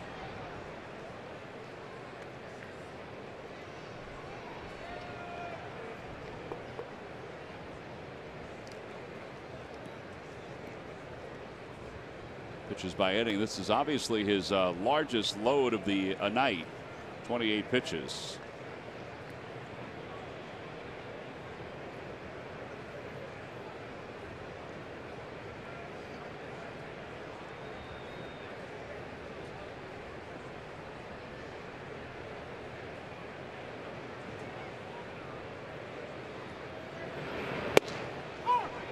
One and two.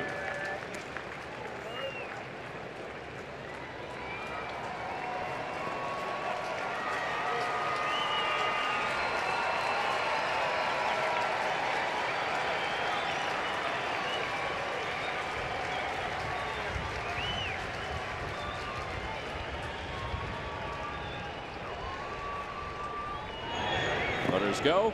That pitch is in the dirt. It's 2-2. And a double steal puts runners on second and third.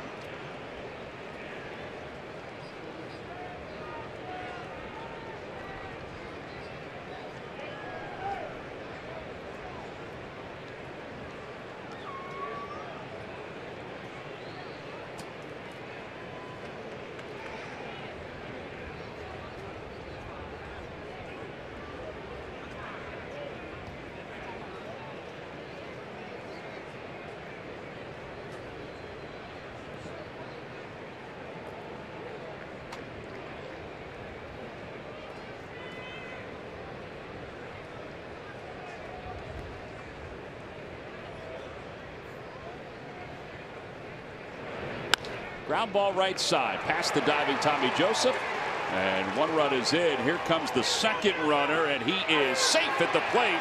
Marwin Gonzalez with a heck of a slide as he goes to the backside of home plate and gets the hand in. And it's now 5-0 in favor of the Astros. Incredible slide. Excellent throw by Nick Williams. Showing that good arm from right field, but you're right. This is an excellent slide. Gets behind that baseball, keeps it low enough where Fisher cannot advance to second base. Yep, he's in there.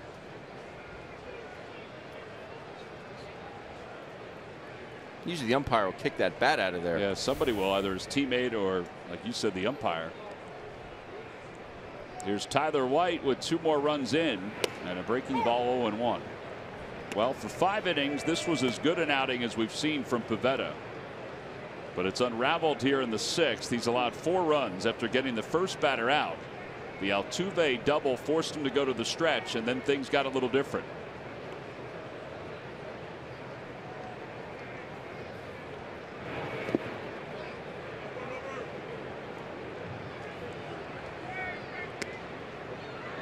.33-pitch inning. It's an inning that will most likely be his last if he survives it.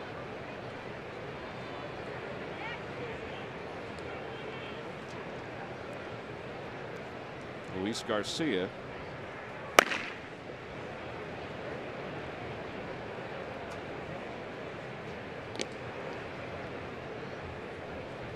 Phillies did bring up Jake Thompson today, as Ricardo Pinto was sent back down. But Luis Garcia is warming up in the bullpen. 1 ball, 1 strike.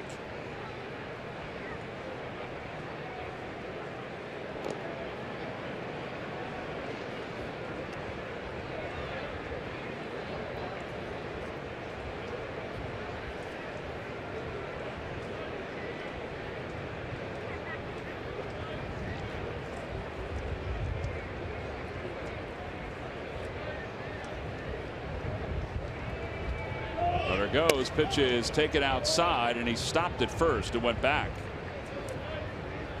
That's Derek Fisher.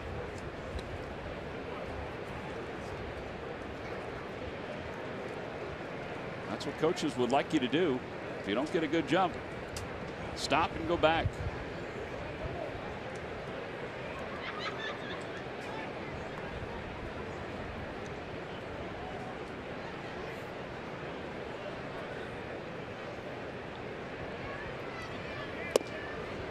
Now he goes again on a delayed steal, and the throw in the base path. Cesar Hernandez picks it and applies the tag, and the inning is over. But 4 runs score in the inning for the Astros. Nick Pivetta's night is most likely done as we go to the bottom of the 6th. It's 5-0 Stros.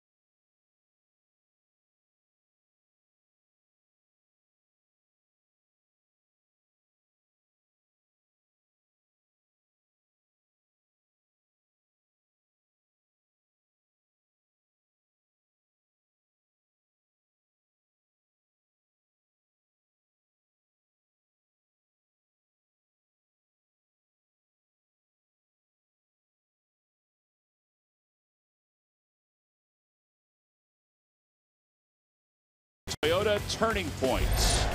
Charlie Morton has provided the turning point for the Astros. I guess it's easy to put their offense up as the turning point every single night, but this guy's been good tonight. He has been good. Basically, fastball, curveball, has mixing a couple changeups, slider here and there, but fastball command has been pretty good. That is your Toyota turning point. Well, he'll go to work with a 5-0 lead as we begin the bottom of the 6th inning. Howie Kendrick starts it off. Kendrick and Odubel Herrera the first two, and the first pitch is in there. It's 0-1.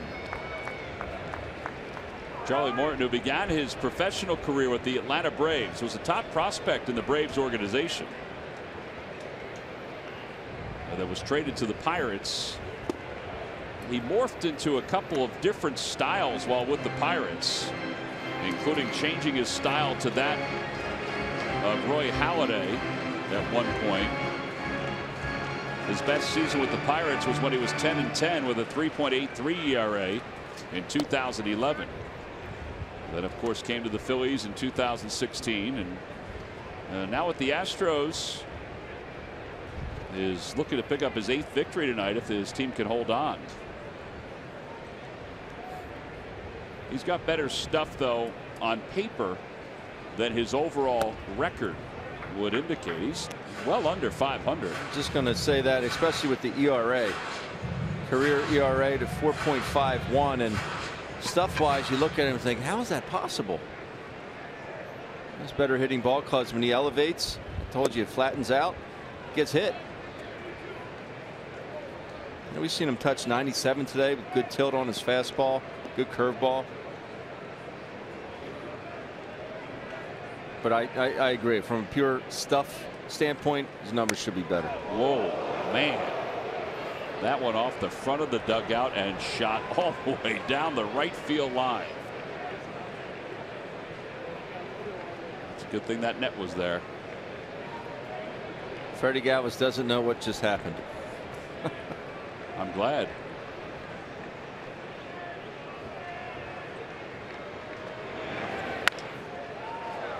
Watch it, Mick. The very spry and refreshed Mickey Morandini sliding away from that line drive. That's what happens, Ben, when you keep yourself in tip-top shape. That's right.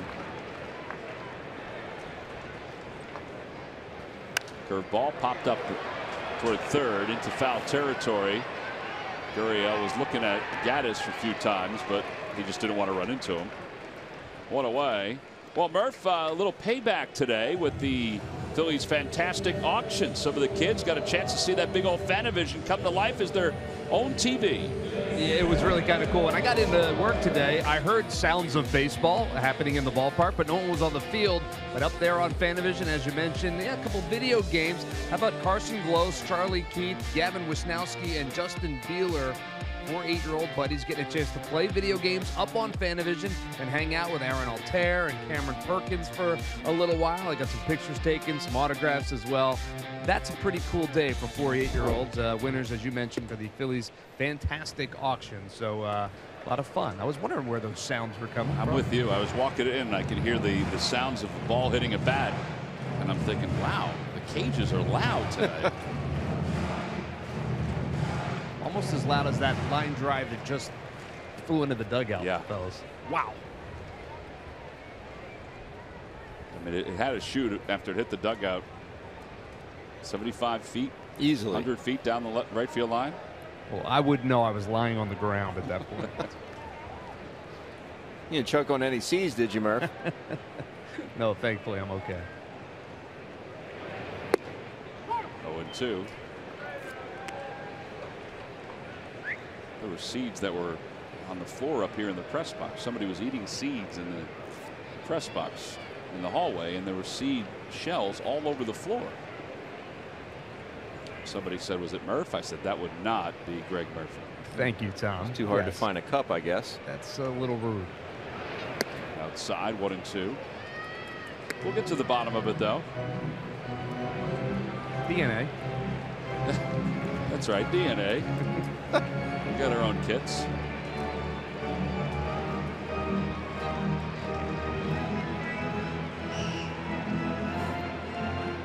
One and two to Odubel Herrera.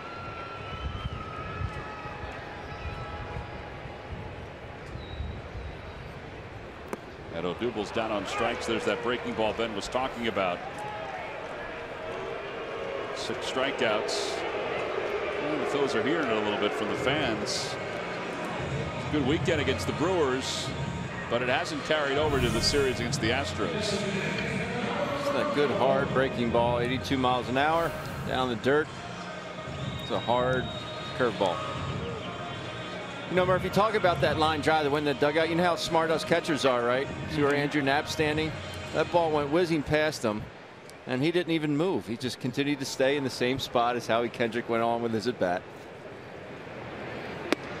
Inside. 1 ball, no strikes. It may have flown past him so quickly he didn't realize it. But yet he still stands in the same spot. Yeah.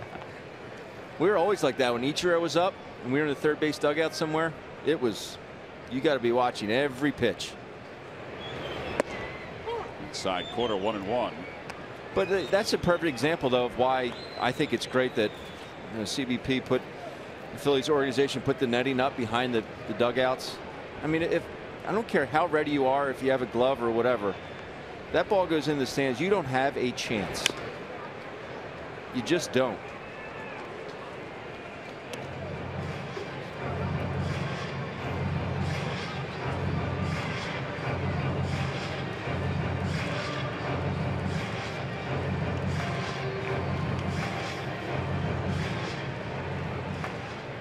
Phillies' last hit came in the 3rd. It was a 1-out double by Freddie Galvis. 1 ball and 2 strikes to Michael Franco. And Morton throws it outside, 2-2.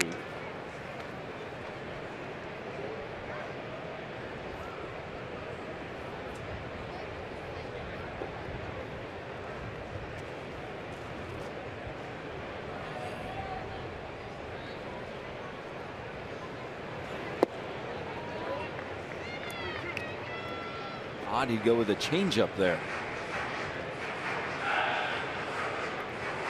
My only reason is he struck him out last time looking on a fastball in. I'm sorry, his first at bat on a fastball in. He's thinking, if I throw that on the same plane as the fastball in, which I already got him looking at, he's going to think heater in again and be way out in front and swing through it.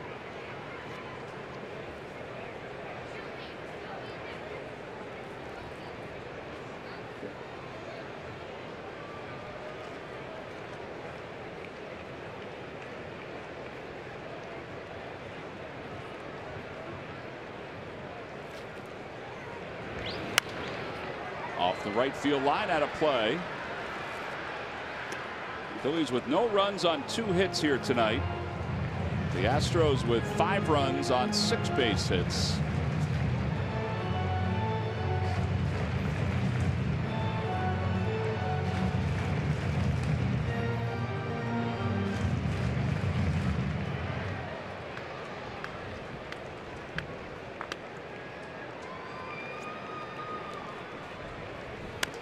Off the hands again, foul.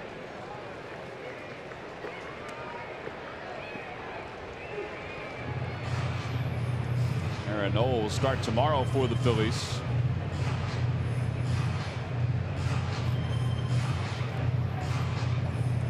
He's pitched well lately. We'll see if he can neutralize this offense.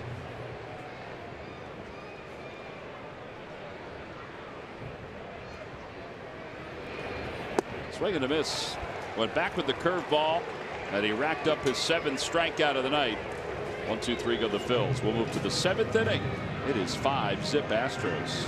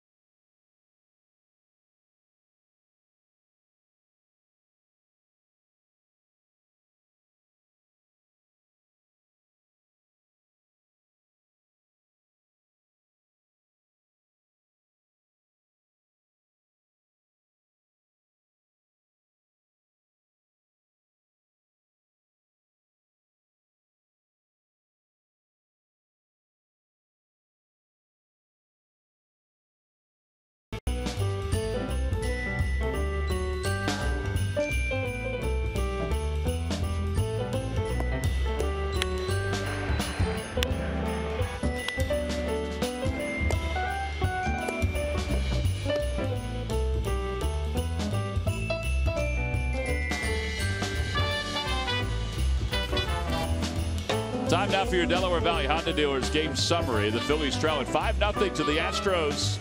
As we go to the top of the 7th inning, Charlie Morton has struck out 7 over 6 innings of work. Derek Fisher from Lebanon, PA, a 2-run single. Phillies are 0 for 6 with runners in scoring position, although that was kind of earlier in the game. Haven't mustered a whole lot since. Cameron Perkins is going to come on as part of a double switch, and he'll be in center field. Luis Garcia is on the mound. So Garcia will bat after Kendrick in the number 5 spot, and Perkins will bat 9th for the Phils.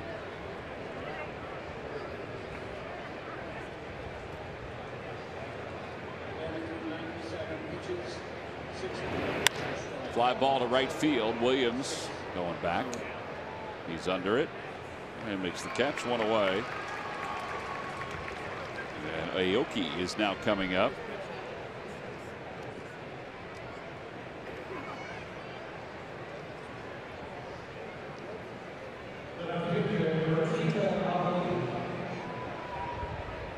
And Garcia will face Aoki, who is 0 for 1.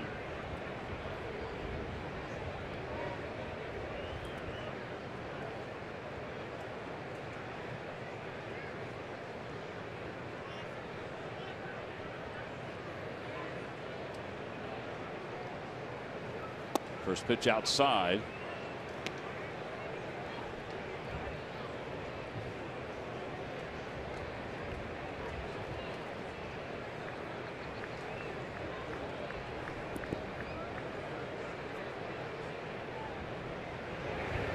Bouncer right side. Cesar charges.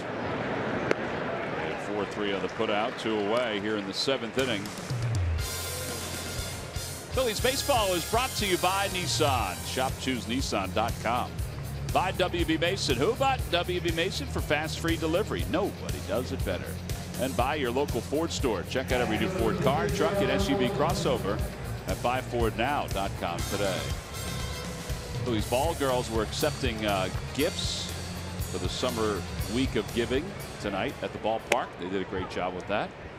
Thank you to everybody who did bring in gifts that will be given out around Christmas time.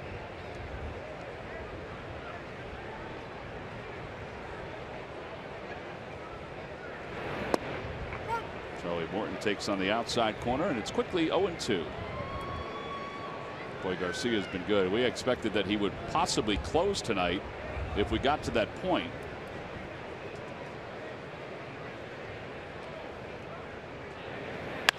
To the right side. This is an easy inning. It'll be a 6-pitch inning for Luis Garcia. A fly out, 2 ground outs. Time to stretch here at Citizens Bank Park. Phillies trailing at 5-0.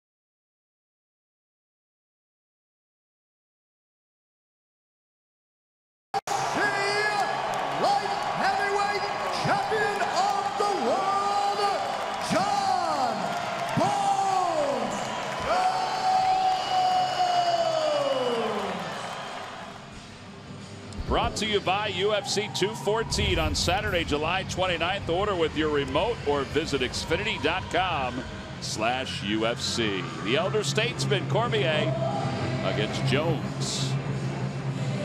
They just don't like each other. No, they don't. I don't care how you lay it out. They just don't like each other. I don't know what happened that caused the rift, but they have a history. I think Cormier's his line was, they asked, why do you do this? Like, literally, why do you do it? He said, I just love to go to battle. Yeah. It's a whole different mindset. Tommy Joseph will lead it off. Joseph has doubled, and he's grounded out to second. 1 for 2.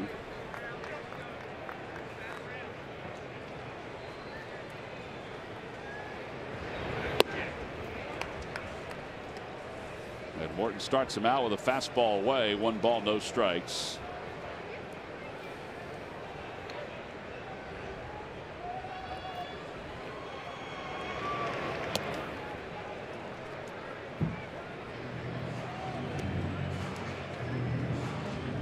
Charlie Morton is trying to get through the 7th inning for the 3rd time this year. That's his season high. 91 pitches. He's only allowed 2 hits. The last hit was the double by Galvis in the 3rd. In fact, the 2 hits he's allowed have been doubles. 1 by Joseph, 1 by Galvis. You have 94 to 97 in the tank, and you throw a 1-0 hook at the bottom of the 7th to the leadoff guy with a 1-0 count. Then it goes 2-0. Everybody knows what you're throwing. I don't get it. 2-1 pitch. What did the Boone tell you? Boone was just. He's telling you you're overthinking it, Ben. Overthinking it. Always got to listen to the Boone. Brett Boone's in town. Charlie Morton gets nearly 6 runs of support. He got 5 tonight, or he has gotten 5 tonight, and it's 3-2.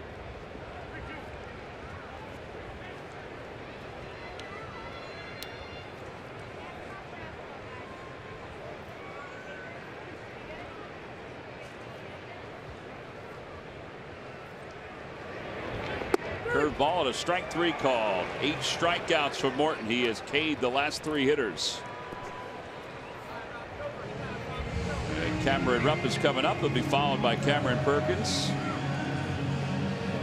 Let's take a look at that pitch. And he goes back to a 3-2 breaking ball. It's a good one.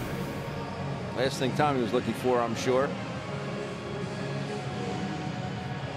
And I will be the first to tell you, Tom, it's the last thing I was expecting.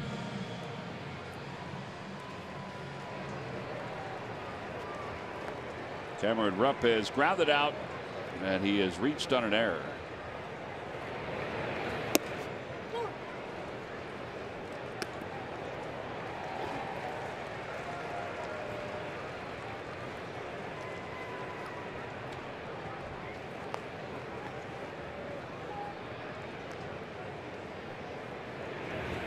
Opposite way. That's a liner that's going to stay in the yard and take a hop off the scoreboard. And Cameron Rupp, his 10th double of the year. Talking about a loud noise. That was loud. Well, the 3 hits tonight for the Phillies, all 3 have been doubles.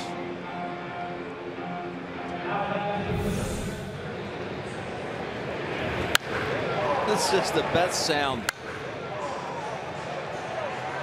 It really is. What do you prefer, the crack of the bat or the crack of the mitt? That's a good question. I would say the bat. That's the first thing that came to my mind. I would agree. Really, I would have thought you would say the mitt. Hitting was always more fun than catching. Weren't you better at catching them? A lot better.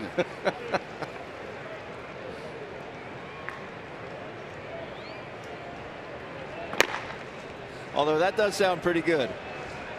Jake Thompson warming up. Well, we're going to get a chance to hear that up close tomorrow. Cameron Perkins takes a strike. We'll be out in the stands right near the Phillies bullpen. I hope we don't have to hear the Phillies bullpen warming up all that often tomorrow night. unless it's to seal the deal on a victory.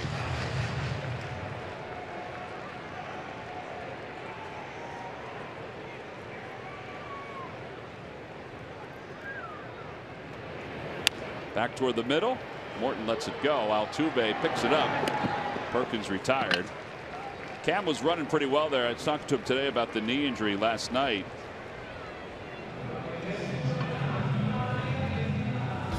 Those are the seats where we'll be tomorrow night. Tune in. Final game of this three-game series. Bills and the Astros. It's the call from the pen.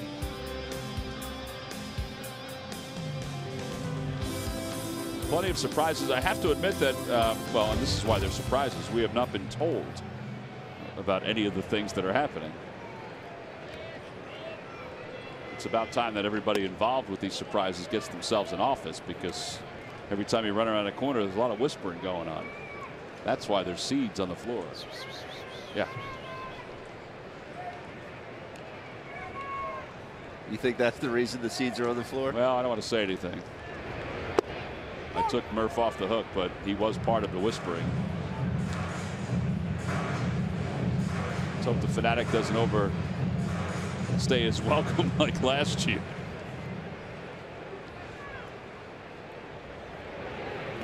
In the dirt, 2-1. I just would rather not have the popcorn in the hair and down my shirt Here's this the year. thing. I got it for you. Okay. Do not, and I'll do this too. I'll do this too. Yeah, this is what happened last year. So to make sure this doesn't happen again, Cesar bounces a foul. Hey, nice play, McGee. Tomorrow, I will not put any product in my hair until after the Fanatic comes out, so you don't put any product in your hair. That's so smart of you. Yes. It really is. Look how it bounces.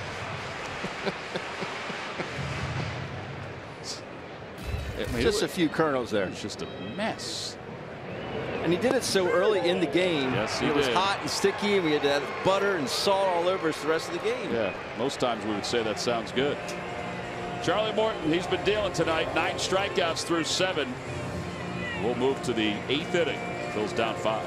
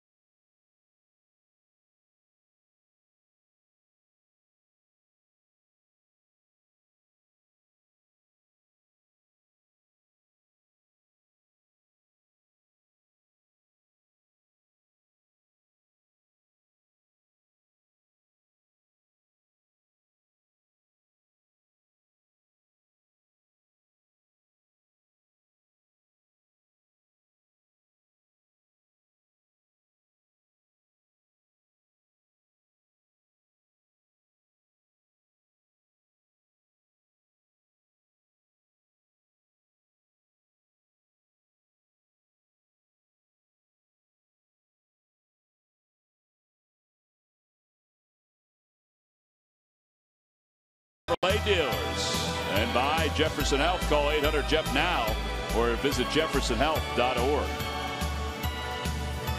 Phillies ball girls helping entertain along with the Philly Fanatic on the dugout. Dancing to All I Want for Christmas.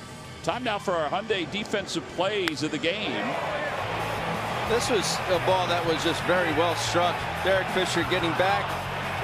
He uses that 42-inch glove to corral the baseball, and then Derek Fisher later in the ball game comes in off the bat of Nick Pivetta to save another run. They are your Hyundai defensive plays of the game, brought to you by your local Hyundai dealers. Altuve leads it off against Garcia, swings at the first pitch, barehanded by Franco in time. Boy, that is a fantastic play He makes that routinely. Time now for our Hyundai defensive play of the game, part 2. Comes in bare hands and knows about the wheels of Jose Altuve. Fires a strike on to Tommy Joseph. It's all about knowing your runner. Altuve smells a hit. Franco thinking differently.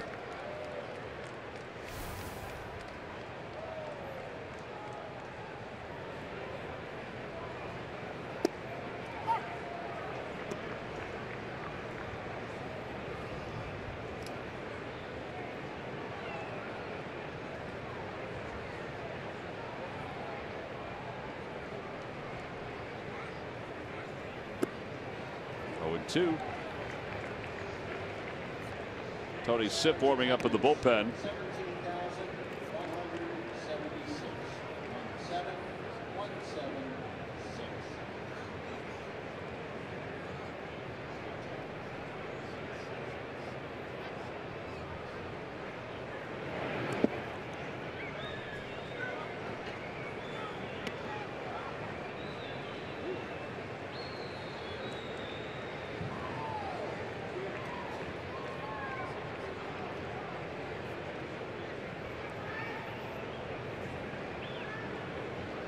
One ball and 2 strikes.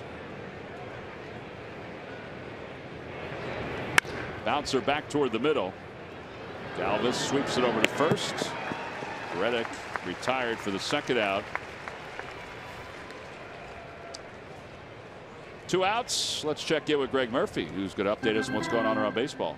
Thanks, Tom. It's our unlimited baseball break presented by T-Mobile. We told you last night Clayton Kershaw back on the disabled list with what appeared to be another back injury. Now, last year, you remember, a disc problem sent Kershaw to the disabled list for 2.5 months. So yesterday, when he came down with similar symptoms and ended up on the DL, the timetable was 4 to 6 weeks at least to get Kershaw back. However, MRI today has showed that it is not the same kind of problem. It is not a disc problem, however, just a lower back strain. So now the folks in Los Angeles much more optimistic they can get him back sooner. In fact, Dave Roberts said you can bet, it is a safe bet, that he will be back sometime during the regular season. So that is good news. They were a little worried that Clayton Kershaw might be done for the year.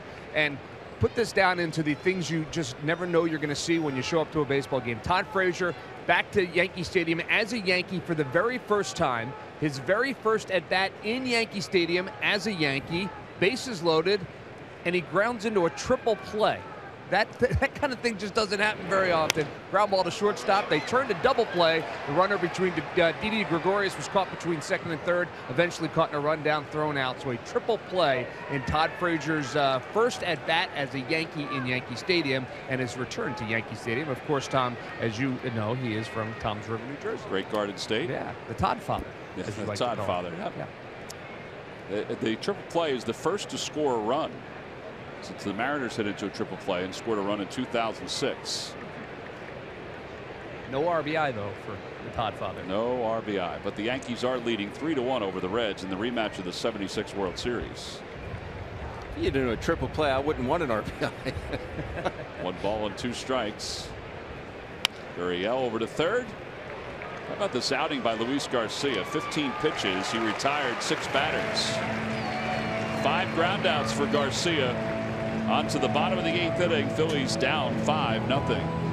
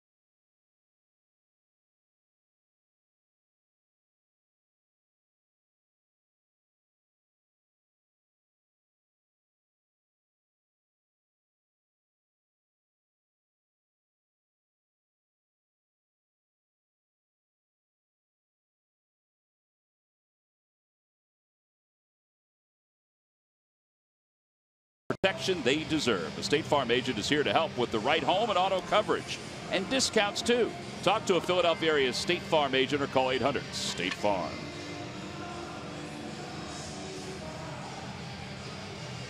Tony Sipp will take over.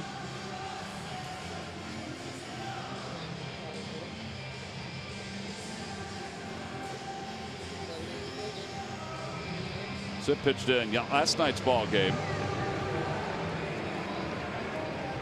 0-1 with a 5.22 earned run average. They'll face Freddie Galvis.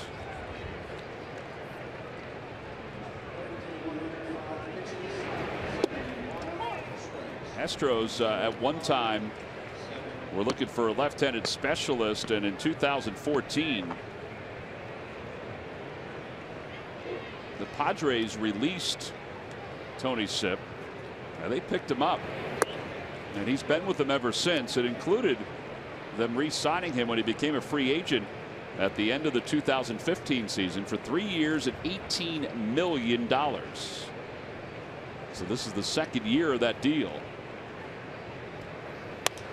As Galvis fouls it away, it's 1-2. Ooh,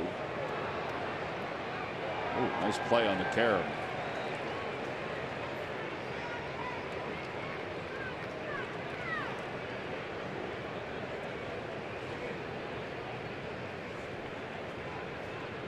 Freddie tonight is 1 for 2. Hit by a pitch, doubled, and flied out to center. Hats off to Charlie Morton for what he did tonight. 7 innings. He struck out 9, hit 2, walked 1.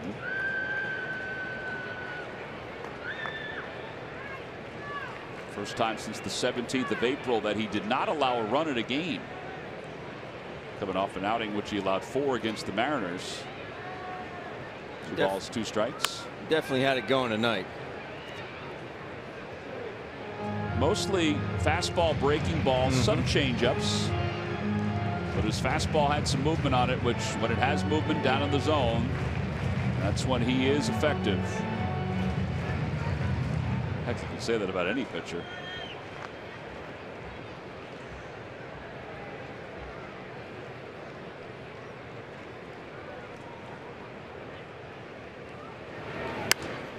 Popped up.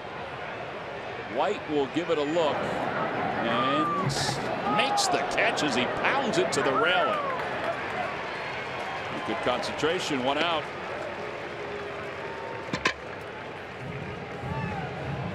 Find a spot where the ball is going to come down and get to it as quickly as possible. It's our GMC precision play. See him look down where the railing is, and you're right. A gut buster there. Very good play. GMC professional play, precision play. Very professional. Nick Williams is 0 for 2 with a walk in today's game.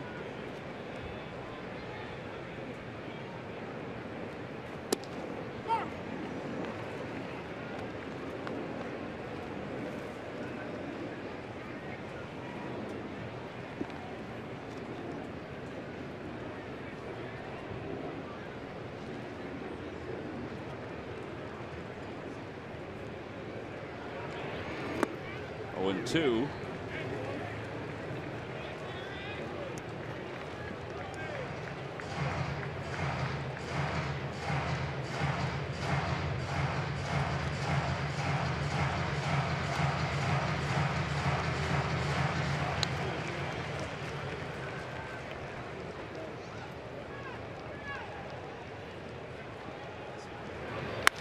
Sharply to the right side, Altuve kicks it for a moment. They're not going to throw Williams out. Was he trying to shovel that with his glove, or did it just pop out of his glove? From here, it looked like he was trying to shovel it. I think he clanked it. See, he kicked it with his glove. He kicked his glove right there, and I think it just threw off his timing. He was not trying to shove that. I think he just clanked it. E4. And A.J. Hinch has not taken any chances. He has decided he's going to go to his bullpen with 1 out here in the 8th inning. Got a runner at first base. So a pitching change. The Astros will bring in the hard-throwing right-hander.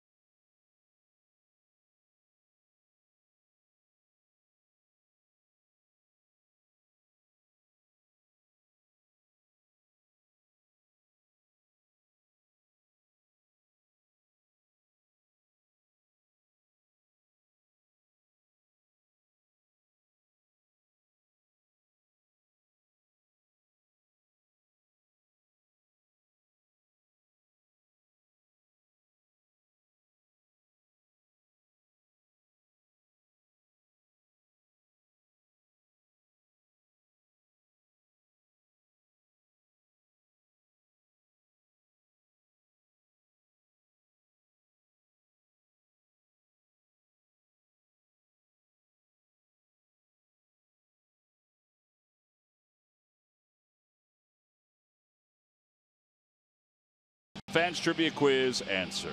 All right, Ben, here's the question. Who are the only 2 Astros to win the Rookie of the Year award? Well, I thought I had a good grasp on it. We shall see. One was in the American League. One was in the National League. National League winner. In that order? No. Oh. Okay. National League winner, Jeff Bagwell. Yep. American League, Carlos Correa. Log back on to Phillies.com to find out if you're the winner of a Phillies prize pack. And thanks for playing Jeep Stump the Fans. Here is Francis Martez, the new pitcher. He fires a strike. It's 0-1 to Howie Kendrick with a runner at first base and 1 man down. ERA of 4.11. He throws hard. He'll top off at 97. Curveball, changeup, fastball pitcher. When he was in the minor leagues, he was at 100 miles an hour. Well, that looked more like a slider than a curveball.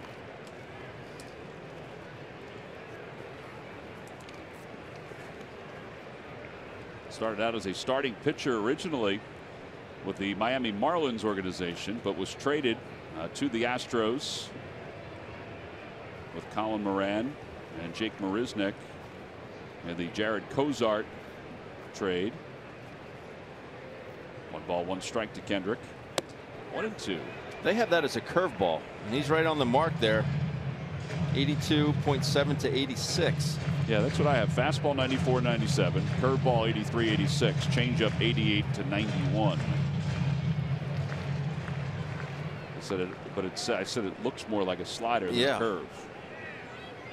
Quick arm, that's for sure. This past spring, he was rated as the #1 prospect in the Astros system.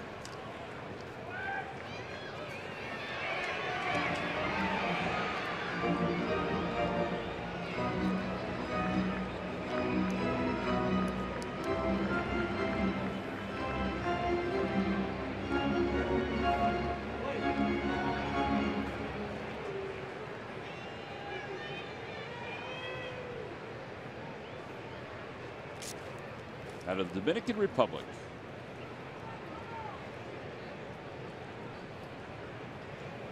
Swing and a miss. And Kendrick strikes out. 10 strikeouts tonight for Astros pitching. They are tops in Major League Baseball in strikeouts. Andres Blanco will now pinch hit. It's a breaking ball that backs up. Our good friend Matt Stairs always says that's the best pitch in baseball. You see it spinning, you expect it to break down and away from you. It backs up and ties you up.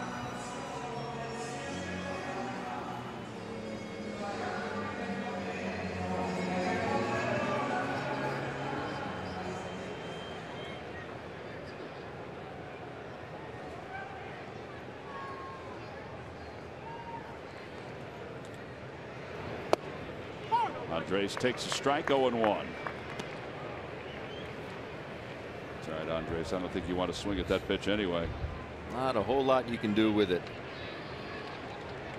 That was 96. Did it not look like it was 106? Like, seriously, his ball looks so much harder than 95, 96.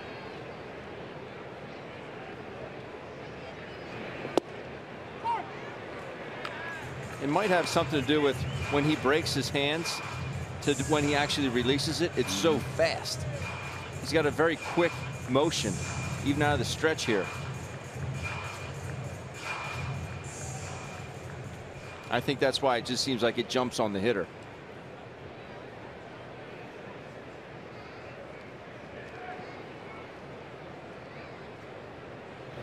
Whoa, that jumped all the way past Gaddis. And Williams will go to second base. It's remarkably wide. It sure was. Bob Uecker would have appreciated that one. I mean, that's just a bit outside. Wow, that went over the white chalk on the outside part of the right-handed batter's box. He's just setting him up for this pitch.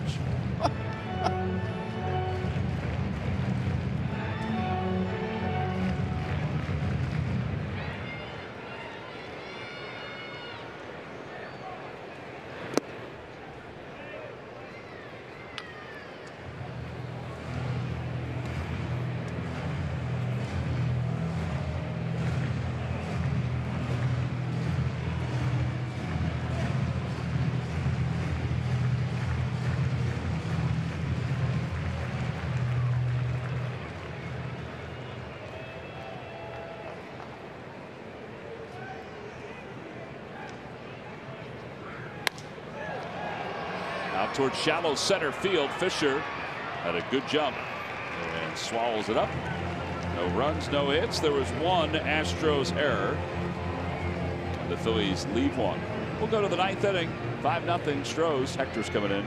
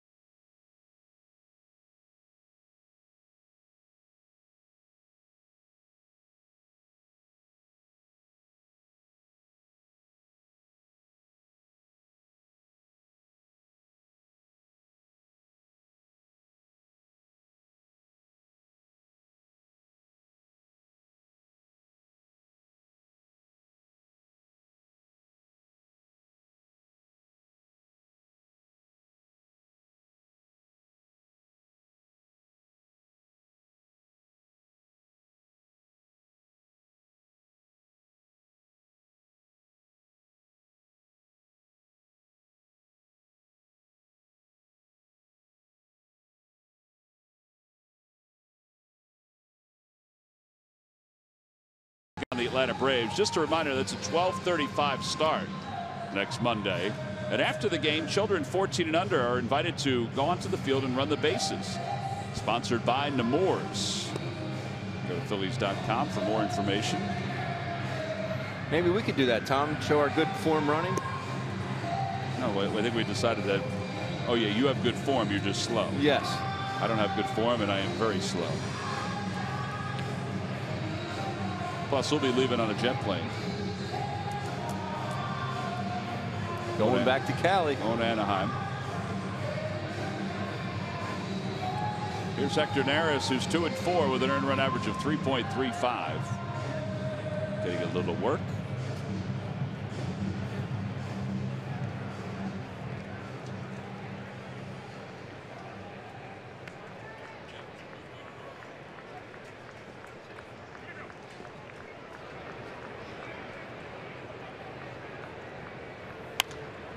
Popped him up. Foul territory, third base side. Michael says he has it, and he does. 1 out.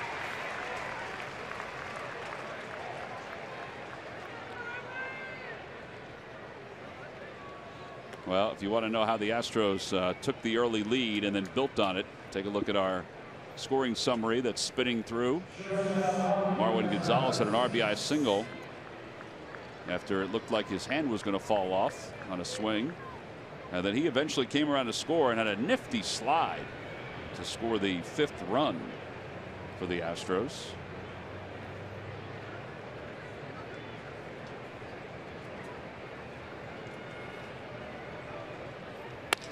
Over to the hole, and Freddie Galvis unable to get to it, so that's a single. A 1-out single.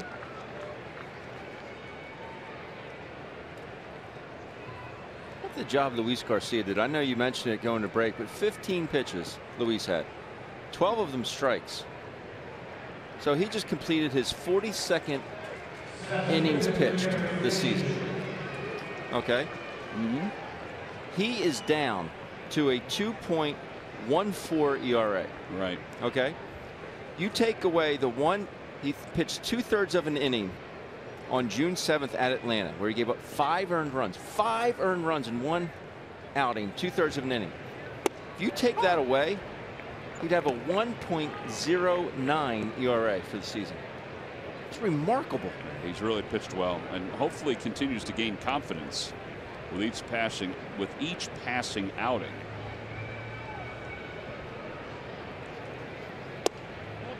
Breaking ball, 1 ball, 1 strike.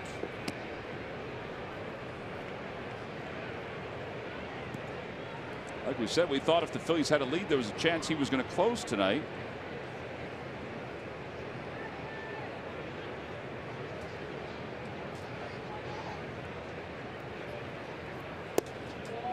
Two and one.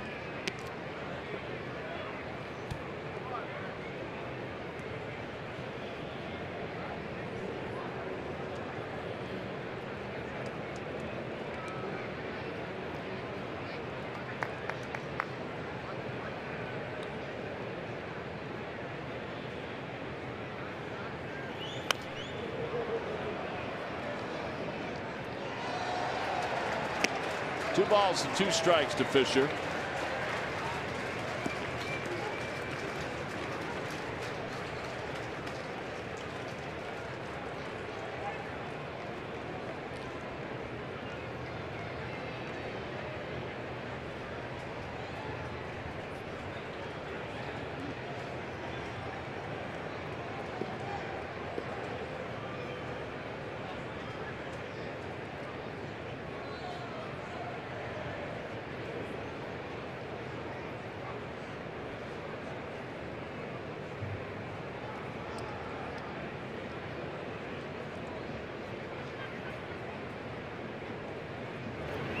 The dirt, scooped up by Cameron Rupp, and it is now 3 balls and 2 strikes to Fisher.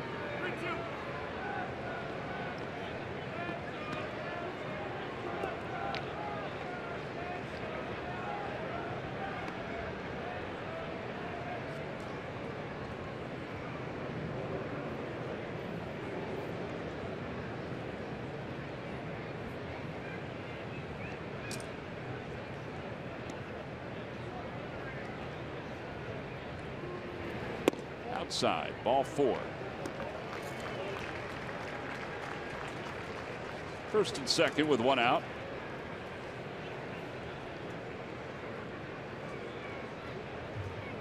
There are those that come to a ballpark and they keep score every time they come out. It's like we do. Yeah, similar in style. Circles the outs. He's using pencil, so if he makes mistakes, he doesn't have to white it out. He's using a pen like we are.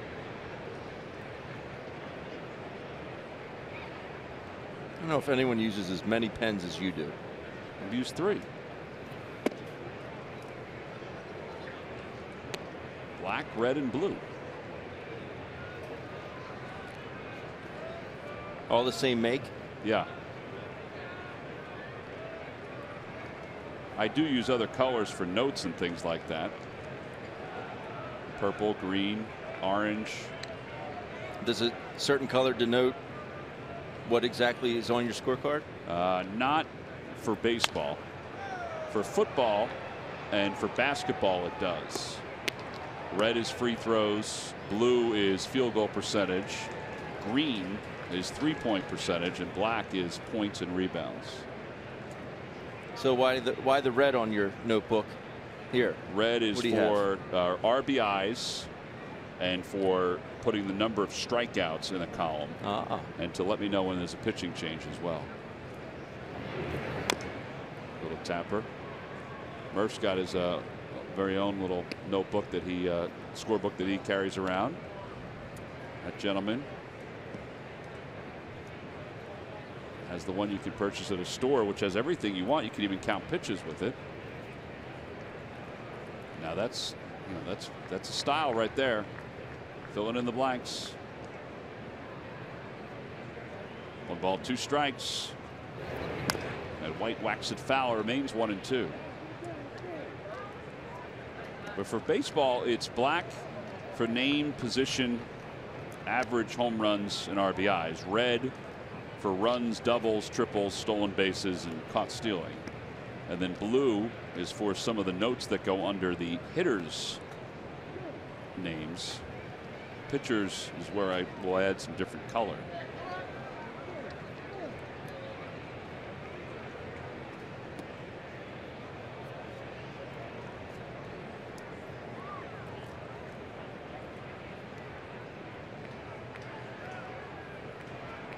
I just go with the green Paper Mate Flare medium.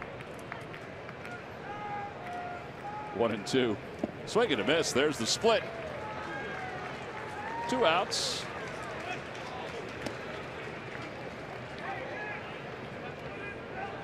It's a good tumbler here. Out of his hand is a strike, and the bottom just falls out of it.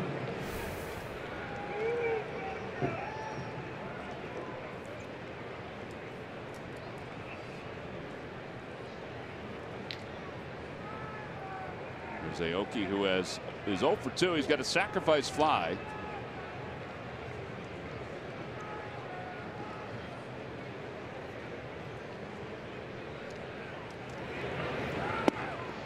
Outside corner with a split, and it's 0-1.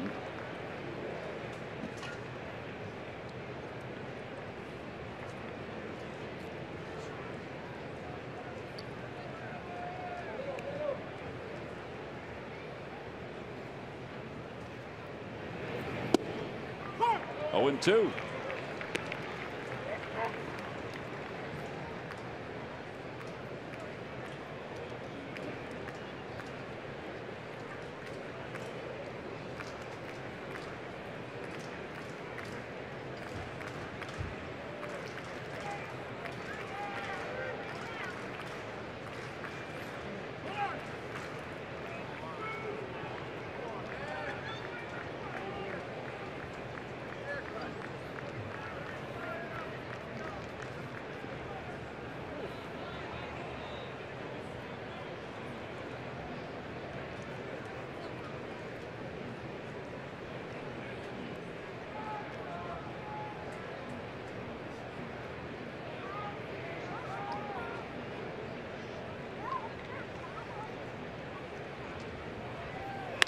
Fly ball center field. Perkins ventures back and will reel it in. No runs, 1 hit, 2 men left for the Astros at the top of the 9th inning. Last chance for the Phillies as we go to the bottom of the 9th. That guy right there will start off when we return.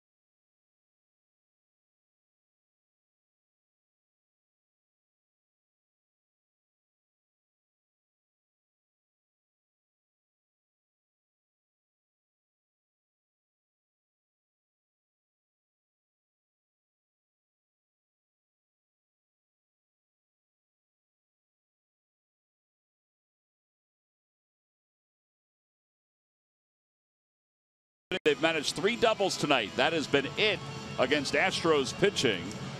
Following the game, stay tuned. Marshall Harris, Ricky Bottalico, Corey Seidman are standing by. They'll be talking about the outing by Nick Pivetta. Now, it's 2 different outings. The first 5 innings and then the 6th inning when he allowed 4 runs. They'll also talk about the outing by Charlie Morton, the former Philly, and what he was able to accomplish tonight. He was very good.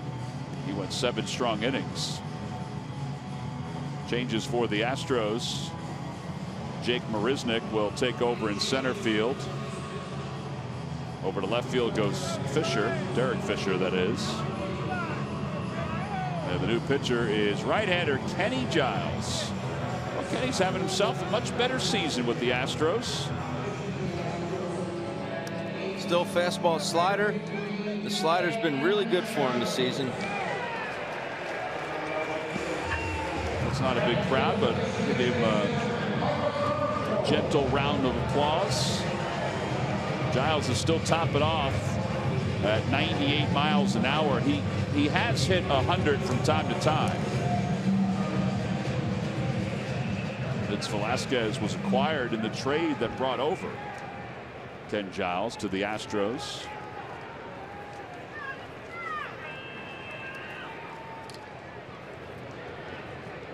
Maikel Franco will lead it off. 0 for 3 tonight.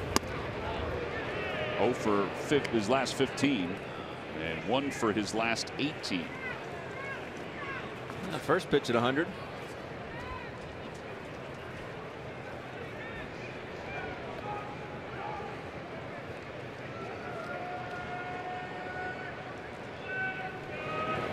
There's that slider. They say he's throwing the slider an awful lot this year, which we kind of saw as the season went on with the Phillies.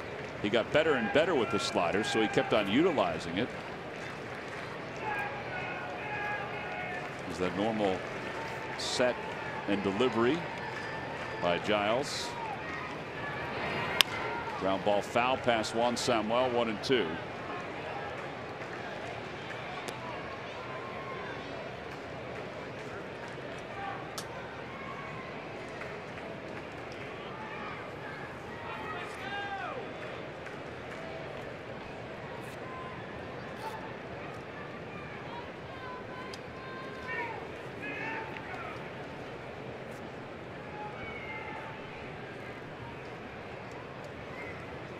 Slider swung on and missed.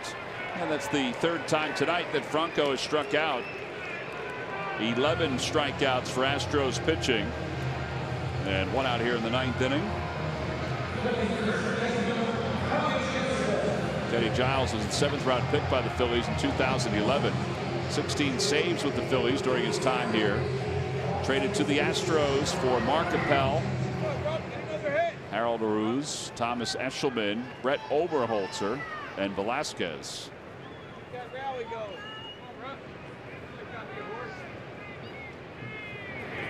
Tommy Joseph takes strike 1, 0-1.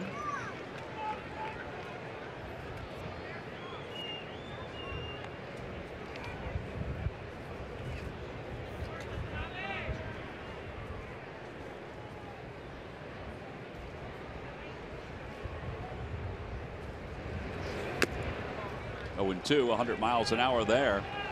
Well, at least for tonight, he's 100 miles, Giles.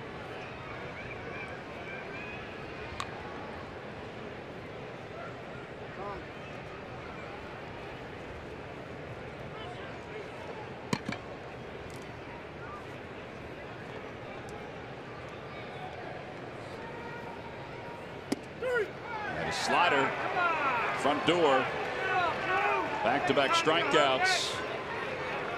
2 outs. Buckles the knees here of Tommy. Good pitch. When you throw 100 and you have that start out your head, very uncomfortable feeling.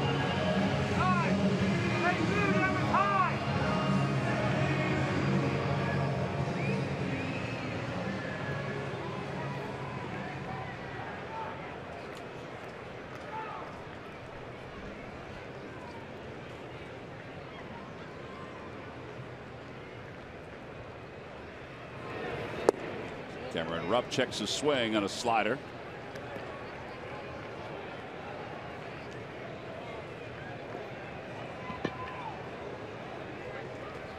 Wasn't the best of starts for Giles last year with the Astros, but he's settled in now. 1 ball, no strikes. And again, another check, and it's 2-0.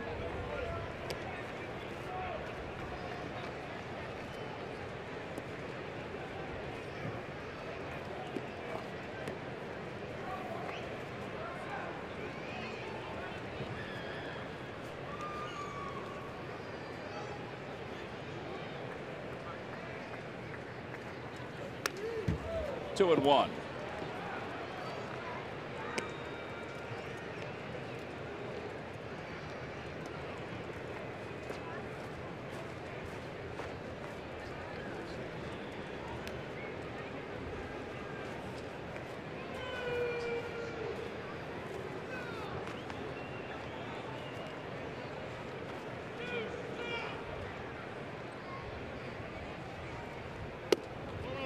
Outside for a 3-ball, 1-strike count.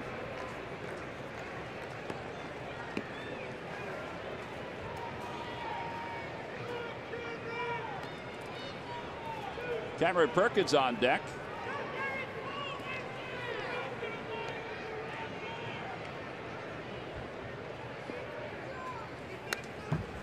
At a high fastball at 99. That's one that's hard to get on top of. Probably a strike, the very top of that strike zone, but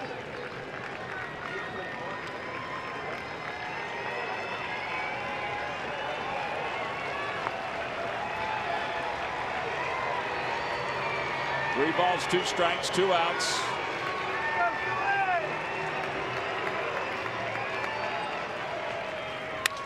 And a high fly ball out toward left field. Going back on it is Fisher. Reaches up, he can't get it. It's off his glove. Rupp's going to second, and the throw won't get there in time. That's his second double of the night. That's the first time in a while I remember Cameron Rupp pulling the baseball. yeah, he got out in front of that slider just a bit. It was up. And Cameron may have thought he got it.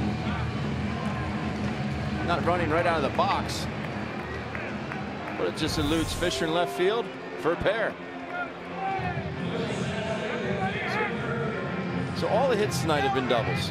Yep, all 4. You see Cameron there. He thought he got it. Just off the glove. Derek Fisher.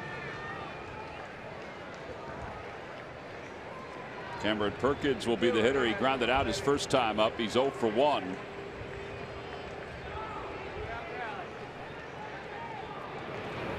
Ground ball to third. This should do it. Gurriel's throw in time, and the Astros have taken the first 2 games of the series as the Phillies have been shut out for the 6th time here in 2017. They lose it by a final of 5-0. In the 9th inning, no runs, 1 hit, 1 man left in scoring position. The Phillies finished with 4 hits tonight, all 4 doubles. 3 of those came against Charlie Morton, who is our Chevrolet player of the game. Morton was excellent this evening, as he was able to go 7 innings, 3 hits, 9 strikeouts. And our deliveries of the game are Charlie Morton's strikeouts. Oh, he had 9 of them. He did it with the fastball. Front doors at there, Nick Williams. He did it with a changeup. Of course, he had that very good breaking ball tonight. Another one in the dirt. It was one of my keys to the game. Make him elevate the fastball and the curveball. It's just tough. He was 95 to 97. But very good use of that breaking ball tonight. Charlie Morton is your WB Mason deliveries of the game. So the Phils lose the first 2 games of this series. They'll try to salvage this 3-game set tomorrow night. They lose at 5-0. We'll be back to wrap it up after this.